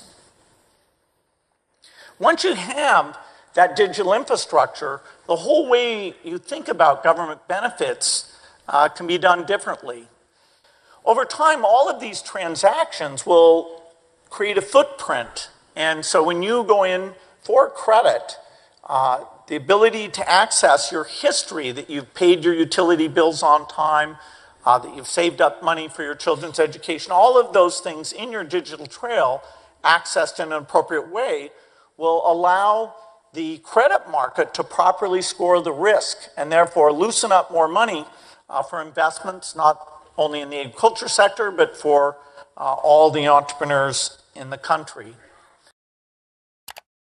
The different parts of this population control grid fit together like pieces of a jigsaw puzzle. The vaccination drive ties into the biometric identity drive, which ties into the cashless society drive. In Gates's vision, everyone will receive the government-mandated vaccinations, and everyone will have their biometric details recorded in nationally administered, globally integrated digital IDs. These digital identities will be tied to all of our actions and transactions, and, if and when they are deemed illegal, they will simply be shut off by the government, or even the payment providers themselves. The Indian experiment in pioneering this biometric digital economy, an experiment with which Gates has been so intimately involved, also provides a perfect example of just how such a system will be abused. In January 2018, a report in the Tribune revealed that all of the details, including the name, address, postal code, photo, phone number, and email of all billion-plus Aadhaar registered Indians, was available for purchase on WhatsApp for 500 rupees, or about $7. The Unique Identification Authority of India that administers the Aadhaar scheme was then forced to admit that approximately 210 websites, including websites of the central government and state government departments, were displaying the list of government beneficiaries along with their name, address, other details, and Aadhaar numbers. Even more worryingly, newly obtained documents show that the Indian government is integrating Aadhaar collected data to create a 360-degree database that will automatically track when a citizen moves between cities or buys new property, and integrate that data into a real-time geospatial database built by the country's space agency, ISRO. Only the most willfully obtuse could claim to be unable to see the nightmarish implications for this type of all-seeing, all-pervasive society, where every transaction and every movement of every citizen is monitored, analyzed, and databased in real time by the government. And Bill Gates is one of those willfully obtuse people. Current debate that's on in India and globally as well around data. Now, you've been an advocate of Aadhaar. You've supported it, you've defended it. And I think that the questions arise not on whether it's a good idea or not, but whether it should be made mandatory for every citizen, for every service possible, because it was envisaged as people accessing government subsidy using the Aadhaar card to avoid duplication and leakages.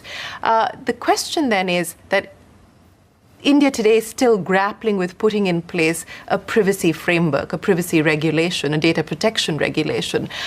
In that context, then, does it make sense, even though the matter is in court today, to link Aadhaar to every possible service? Well, Aadhaar is just something that avoids you pretending to be somebody else. That, you can have, fake people on the government payroll. Aadhaar, prevents you being on that payroll as a ghost worker. It prevents you from collecting things that you shouldn't collect or accessing a health record you shouldn't have access to. So the basic Aadhaar mechanism is an identity mechanism. And so it's too bad if somebody thinks that because Aadhaar is there, that in and of itself creates a privacy problem. Gates's response is, of course, disingenuous. The very purpose of a globally integrated ID grid and cashless payment architecture is to remove privacy from our lives. It should be no surprise, then, that this man who is not concerned about the privacy implications of a global, real-time electronic ID and digital payments grid is also a prime investor in EarthNow LLC, a company promising to deploy a large constellation of advanced imaging satellites that will deliver real-time, continuous video of almost anywhere on Earth. No, this Gates-driven agenda is not about money. It is about control. Control over every aspect of our daily lives, from where we go, to who we meet, to what we buy and what we do. The great irony is that this billionaire philanthropist, so often depicted as a cartoon superhero for his dazzling generosity, actually resembles nothing so much as a comic book supervillain, right down to the use of his vast wealth to sponsor Harvard University research into dimming the sun by spraying particles into the stratosphere. But once again, we are driven back to the question, who is this person? What ideology is driving this quest for control? And what is the end goal of this quest? Who is Bill Gates?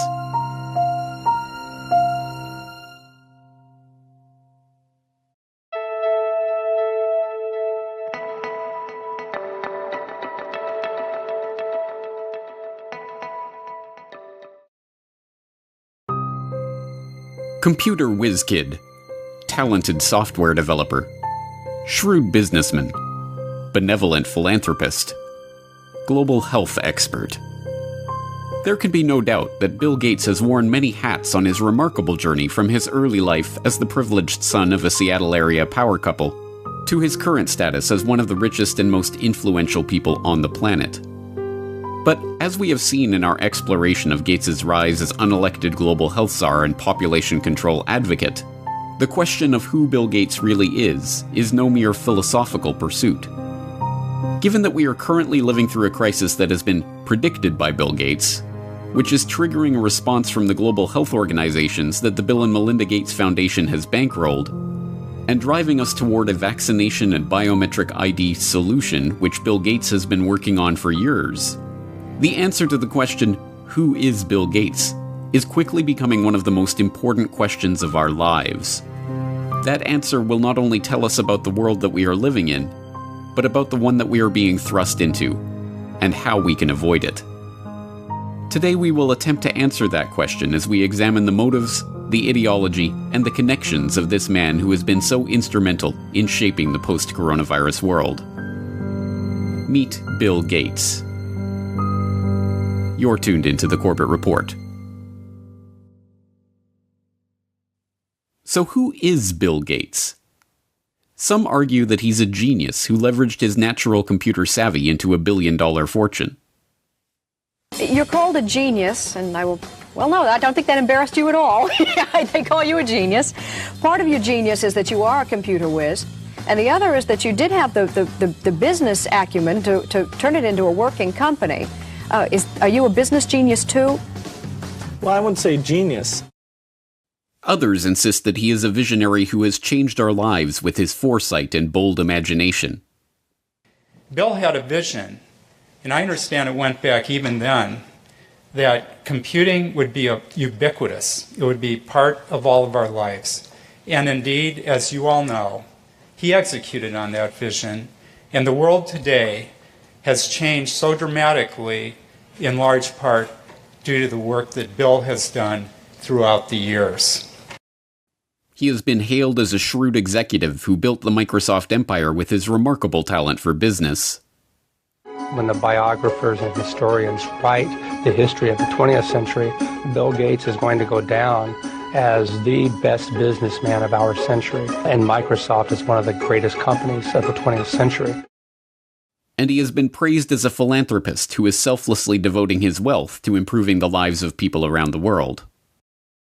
Bill, even your harshest critic would have to admit that your philanthropy work is, planet-shaking, incredible, and could be, if you make it a second act, so amazing that it would dwarf what you've actually done at Microsoft.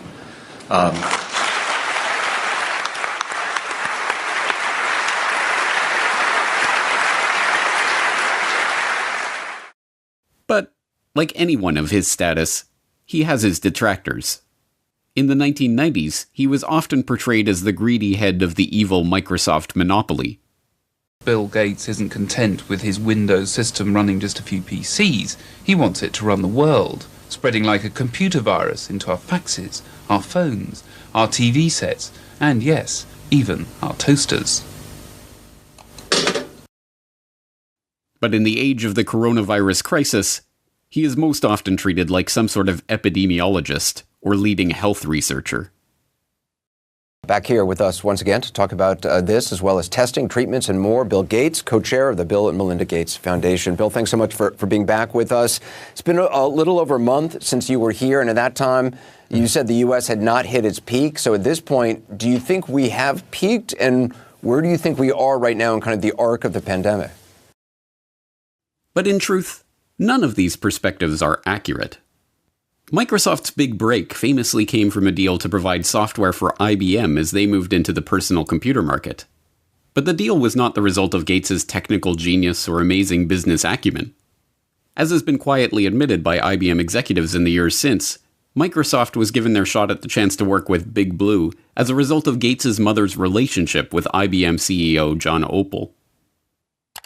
You remember your partnership of IBM and Bill Gates.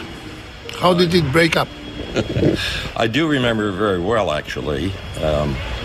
Bill Gates, at the time, at the beginning of our relationship with him, was living on pizza and Pepsi-Cola in Albuquerque, New Mexico. And his mother happened to be on the United Way board with our chairman and asked our chairman to help him. And, when the chairman comes in and tells you to go help this kid, 900 people get on the plane Monday morning, and they all go down to try to help Bill Gates. So I don't see Bill Gates as this great creative person. I see him as an opportunist. And in fact, in those days, there was a lot of sharing of software code. People gave it away. In Silicon Valley, they would share everything. He came in and he tried to control everything and put a price on it. Computer historians have long known how the basis for what became MS-DOS was not Bill Gates' brilliant imagination, but QDOS, a quick and dirty operating system that had been thrown together by Tim Patterson, a worker at Seattle Computer Products, as a placeholder until he could sell the proper operating system to his customers.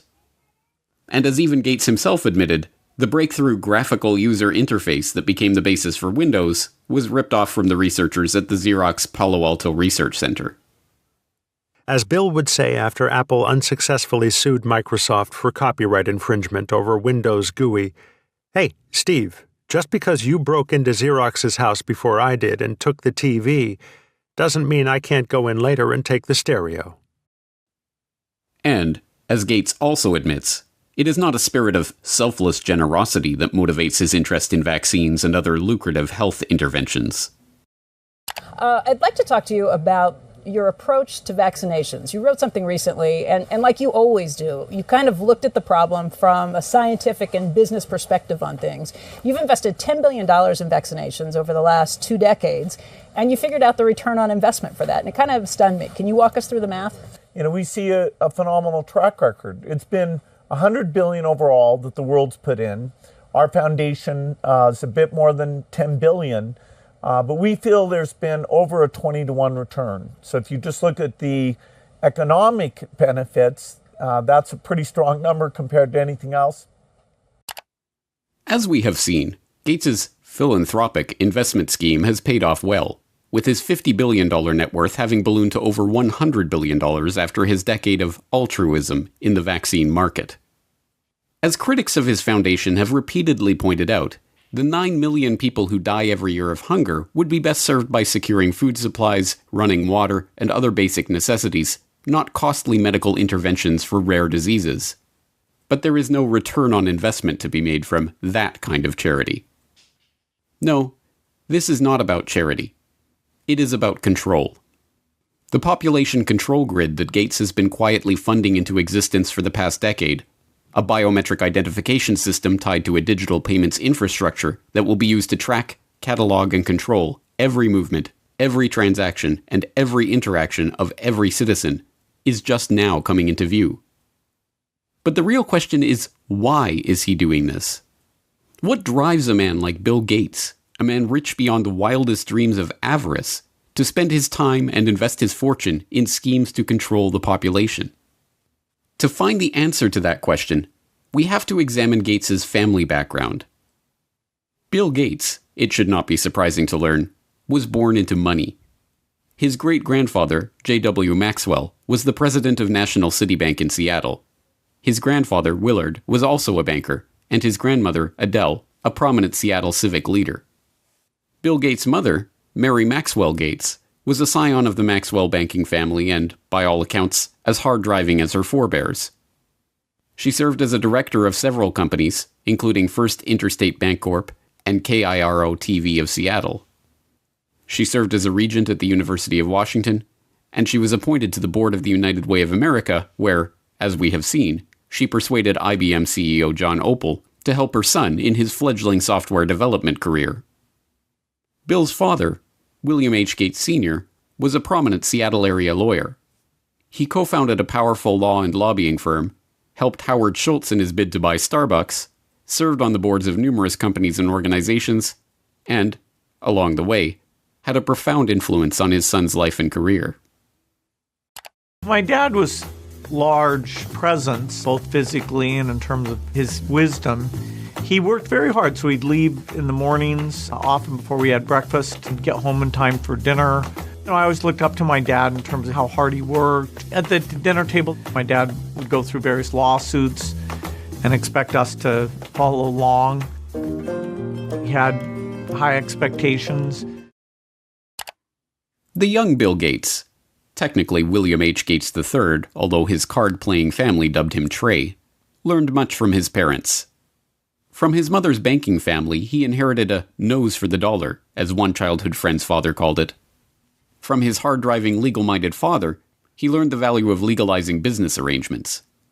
As a child, he even had a legal contract drawn up to grant him the use of his older sister's baseball mitt.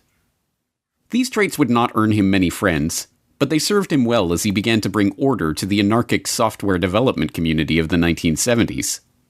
At that time, software for the brand new personal computer market was the realm of computer hobbyists, people whose excitement about the microcomputer revolution and love of engineering and problem-solving led them to develop and share code freely with each other. But this was no good for the young Bill Gates, who, even before Microsoft was off the ground, was already dreaming of commoditizing this hobby and turning it into the basis of a business empire. In 1976, with the ink still wet on Microsoft's first contract with Micro Instrumentation and Telemetry Systems of Albuquerque, New Mexico, the then 21-year-old Gates wrote an open letter to hobbyists, excoriating the early computer enthusiasts who represented his main market for sharing Microsoft's code for Altair Basic. As the majority of hobbyists must be aware, most of you steal your software. Hardware must be paid for, but software is something to share. Who cares if the people who worked on it get paid? Is this fair? The royalty paid to us, the manual, the tape, and the overhead make it a break-even operation. One thing you do is prevent good software from being written. Who can afford to do professional work for nothing? What hobbyist can put 3 man-years into programming, finding all bugs, documenting his product, and distribute for free? The fact is, no one besides us has invested a lot of money in hobby software. We have written 6800 BASIC and are writing 8080 APL and 6800 APL, but there is very little incentive to make this software available to hobbyists. Most directly, the thing you do is theft. The letter was awkward and tone-deaf, as many people have described the young Bill Gates in his social interactions. It heaped vitriol on the very people who would be the customers of any future business, and tried to change an established culture of sharing software code merely by decree. Even Apple computers, which would go on to be one of the prime purveyors of walled garden systems that restrict users' ability to control their own computers, scored an easy marketing victory by responding to Gates's angry letter with a reminder that, yes, folks, Apple Basic is free. But the gauntlet was thrown down, and Gates would have his way. Although freeware and other forms of open-source software development still exist, the establishment of software code as legally protected intellectual property has led to the rise of billionaires like Gates. A nose for the dollar and a knowledge of how to use the legal system to get what you want were not the only things to emerge from Bill Gates' childhood, however. His parents also encouraged discussion about the family's charity work and the causes they held close to their heart.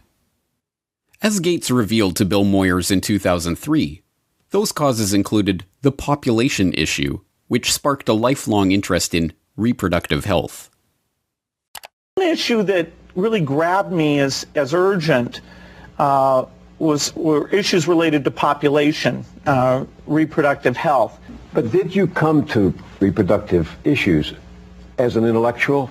When I was growing up, my parents were always involved in various volunteer things. My dad was head of Planned Parenthood, and it was very controversial to be involved with that.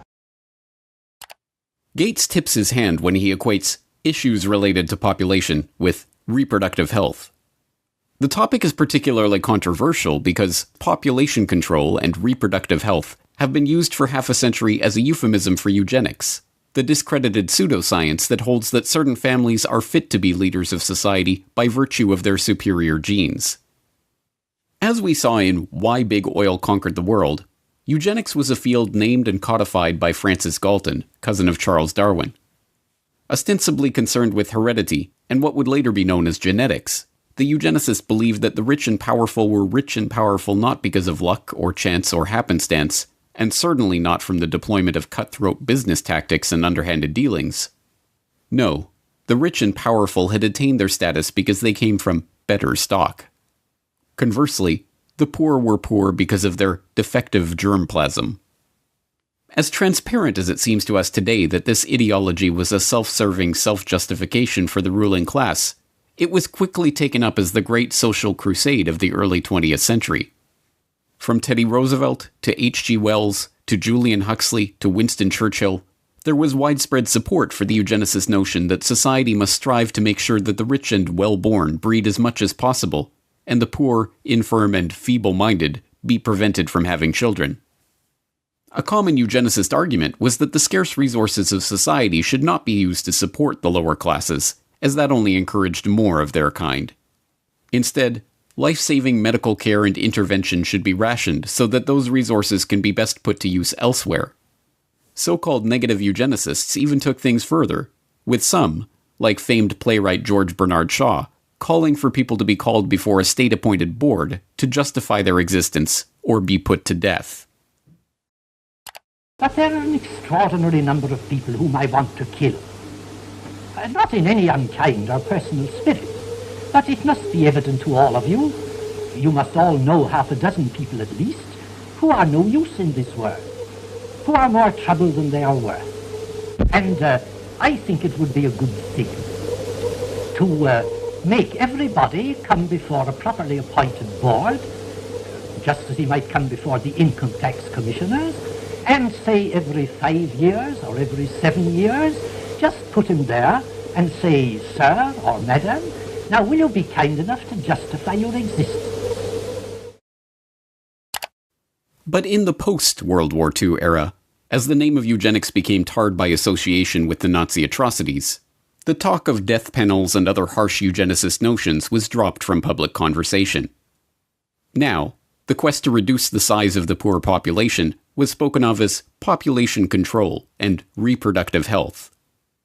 Still, occasionally, these old negative eugenics ideas are revisited in moments of candor. You're raising tuitions at the University of California as rapidly as they can, and so the access that used to be available to the middle class or whatever is just rapidly going away. That's a trade-off society is making because of very, very high medical costs and a lack of willingness to say, is spending $1 million on that last 3 months of life for that patient, would it be better not to lay off those 10 teachers and to make that trade-off in medical costs? But that's called the death panel, and you're not supposed to have that discussion. It is worth questioning why this man, who openly muses about death panels and the trade-offs of providing healthcare to the elderly, is to be taken completely at face value in his attempts to slow population growth in the Third World, or to handle a coronavirus health crisis that primarily affects the elderly. That the Gates agenda is being driven by a eugenicist ideology is suggested by multiple lines of evidence, both historical and current. As we have also seen in Why Big Oil Conquered the World, the Rockefeller family was instrumental in funding and promoting eugenics, both in America and overseas. The Rockefellers helped fund the Eugenics Record Office. The founding director of the Rockefeller Institute for Medical Research, William Welch, sat on the ERO's board and helped direct its activities.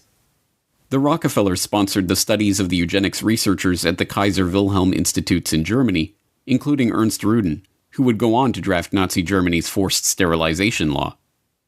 And, when the American Eugenics Society became embarrassed of its own name, its longtime director, Frederick Osborne, merely took over as president of the Rockefeller-founded Population Council.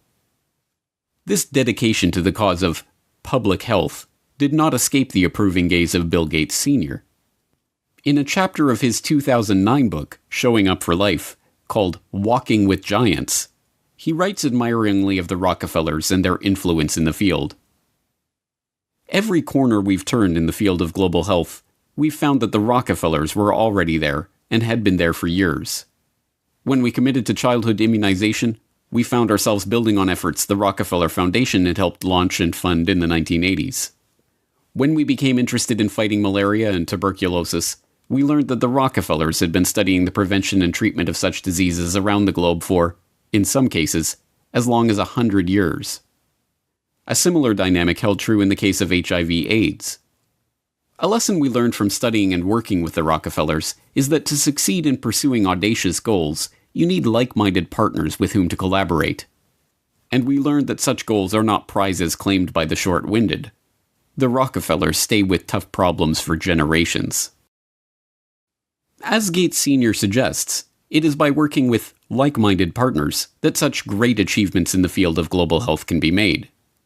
For the Gates, these like-minded partners include the Rockefellers themselves. Bill Gates Sr. got to discuss global health, agriculture, and environment with the likes of David Rockefeller Sr. and David Rockefeller Jr. at a meeting on Philanthropy in a Global Century at Rockefeller University campus in 2000. And Bill Gates, as we have seen, co-hosted a meeting on reducing the population with David Rockefeller in 2009. But the most salacious hints of a deeper agenda are not to be found in the Gates' public associations, but in the associations that they have tried to hide from the public.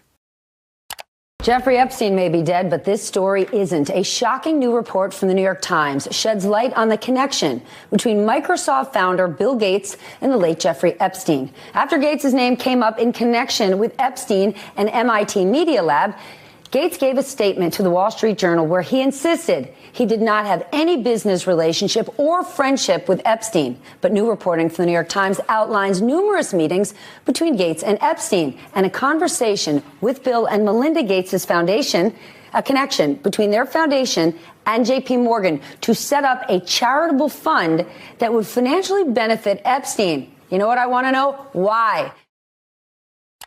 Beginning in August of last year, a string of information connecting Bill Gates to convicted sex offender Jeffrey Epstein began to emerge. Flight logs revealed that Gates had flown on Jeffrey Epstein's private jet.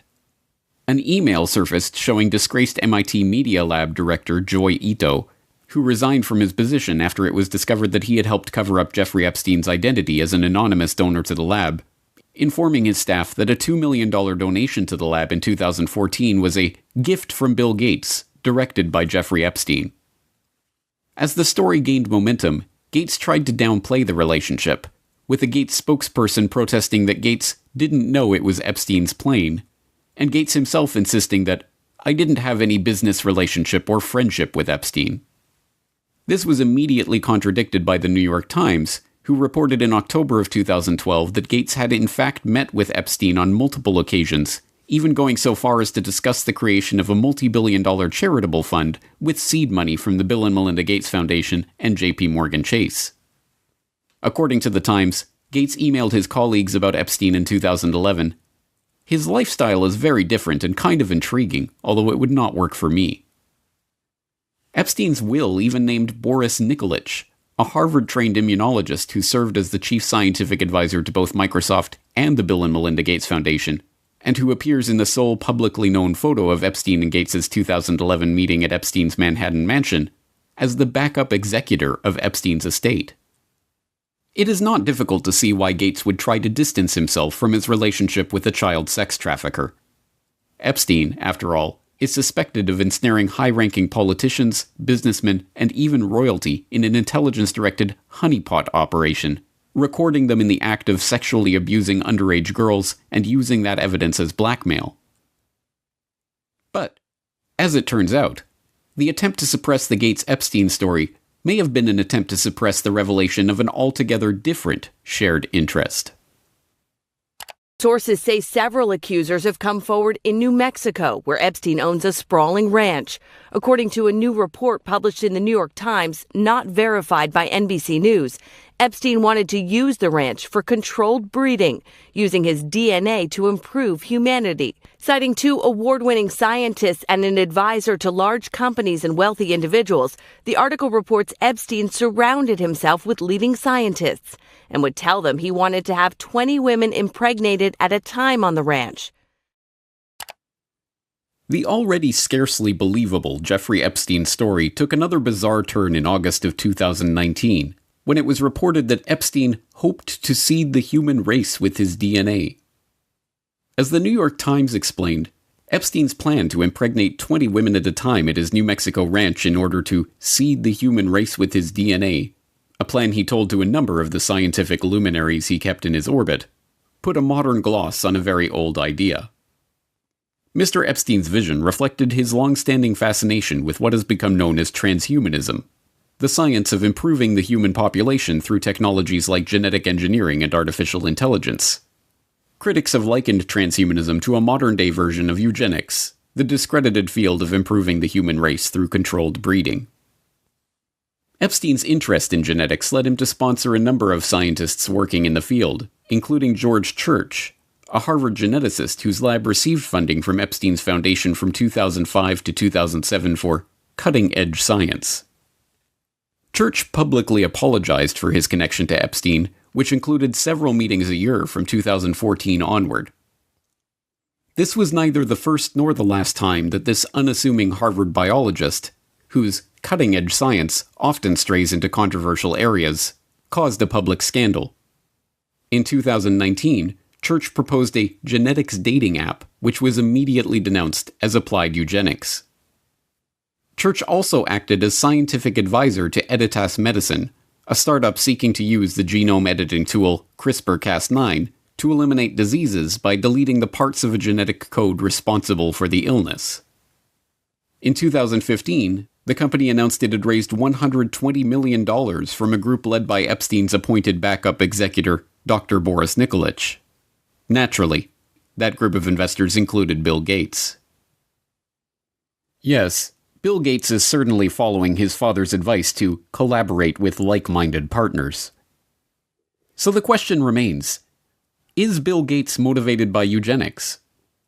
Given that eugenics went underground over half a century ago, we are unlikely ever to unearth a frank admission along those lines from Gates himself. After all, there are no longer any card-carrying members of the American Eugenics Society. The society was rebranded in the 1970s when, as the society's founder noted, It became evident that changes of a eugenic nature would be made for reasons other than eugenics, and that tying a eugenic label on them would more often hinder than help their adoption. But there was an American Eugenics Society in the 1920s, and it just so happened to boast a William H. Gates on its member roster. But perhaps that is just a coincidence. And there was an American Eugenics Society in the 1960s, when William H. Gates II was preceded as head of Planned Parenthood by Alan Guttmacher, who simultaneously served as the director of the American Eugenics Society. And perhaps it was coincidence that the Bill and Melinda Gates Foundation organized their London Summit on Family Planning, at which the Gates recommitted themselves to funding population control in the Third World, in July 2012, on the anniversary of the first International Eugenics Congress, held in London exactly 100 years prior. And perhaps it is reaching to compare the young Bill Gates' dating preferences to the genetic-based dating favored by modern-day eugenicists.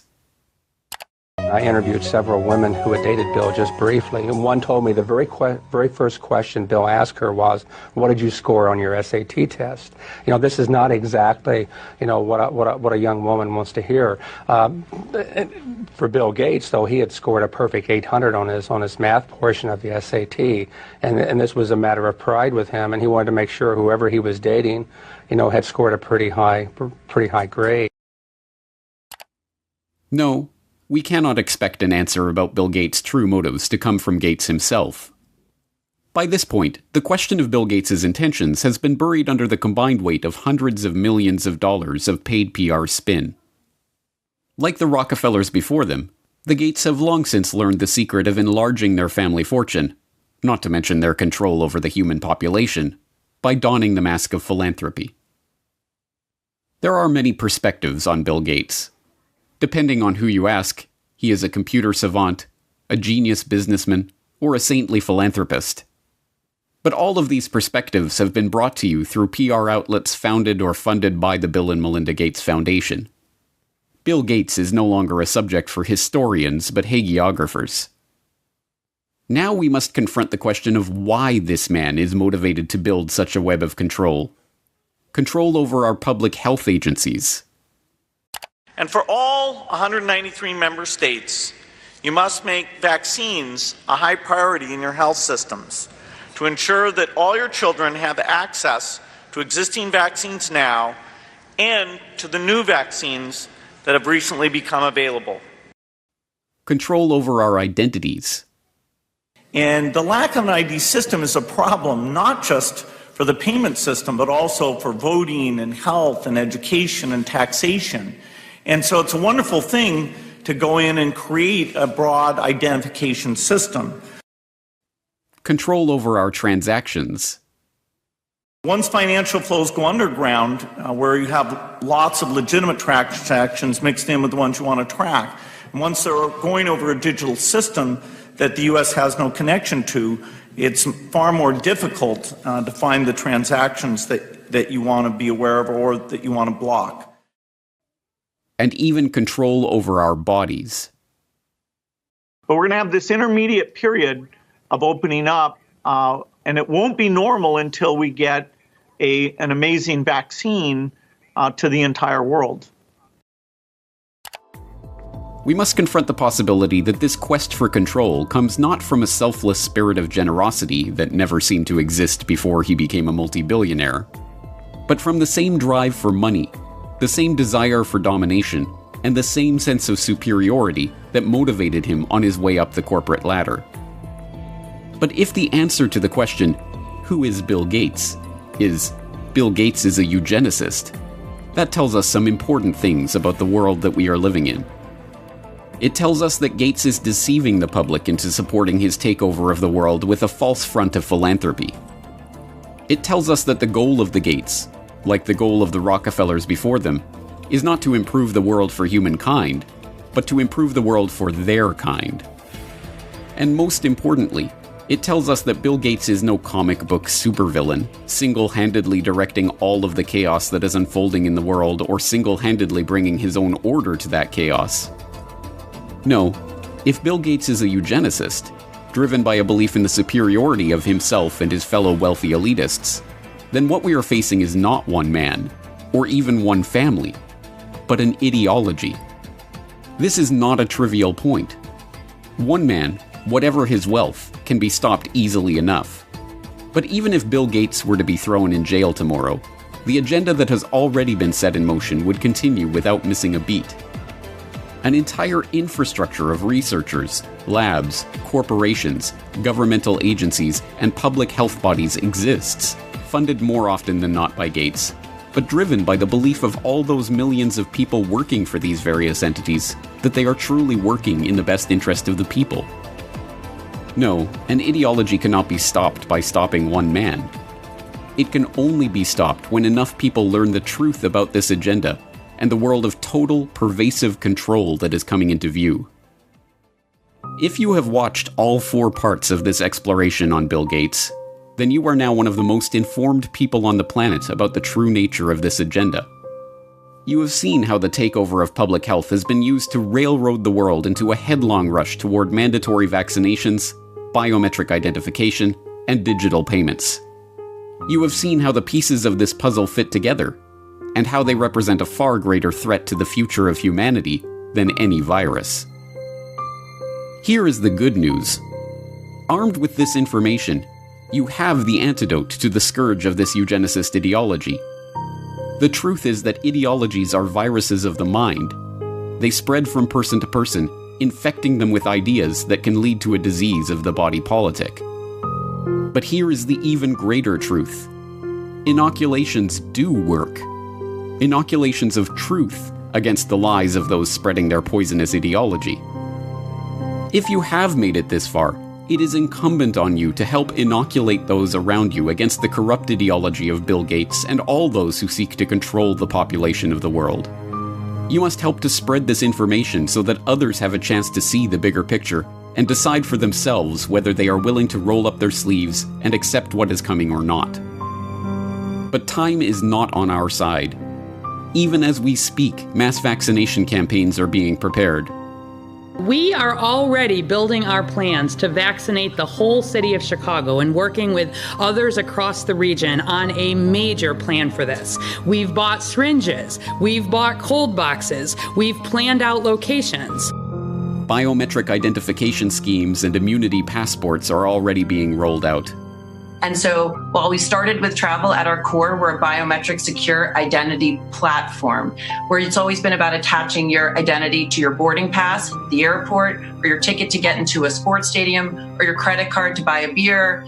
And so now with the launch of Clear Health Pass, it's about attaching your identity to your COVID-related health insights for employers, for employees, for customers. Programs for tracking, tracing, and surveilling the entire population are already being beta tested. Today we are launching another useful tool that can supplement the critical detective work we are conducting in public health. Alberta Trace Together is a voluntary, secure, mobile contact tracing application to help prevent the spread of COVID-19. And the digital payment infrastructure, the system of financial exclusion that will allow governments to turn off our access to the economy at will, is being put into place. In order to avoid the risk of transmission through physical handling of money, we encourage the use of cashless transactions, such as mobile money, M-Pesa and otherwise, and credit cards. People are using touchless payment systems much more than they're using cash, both because we're not interacting with people directly as much anymore, and also because cash is kind of skeezy. We must spread the word about the dark nature of this population control agenda to as many people as we can, before our ability to speak out against this agenda is taken away for good. Thanks to the likes of Bill Gates, the virus of this population control agenda is already here. It is threatening to crash the system as we've known it. But if Bill Gates has taught us anything, Applications like Word and Excel, PowerPoint. It's how to deal with a virus. It's time for a hard reset.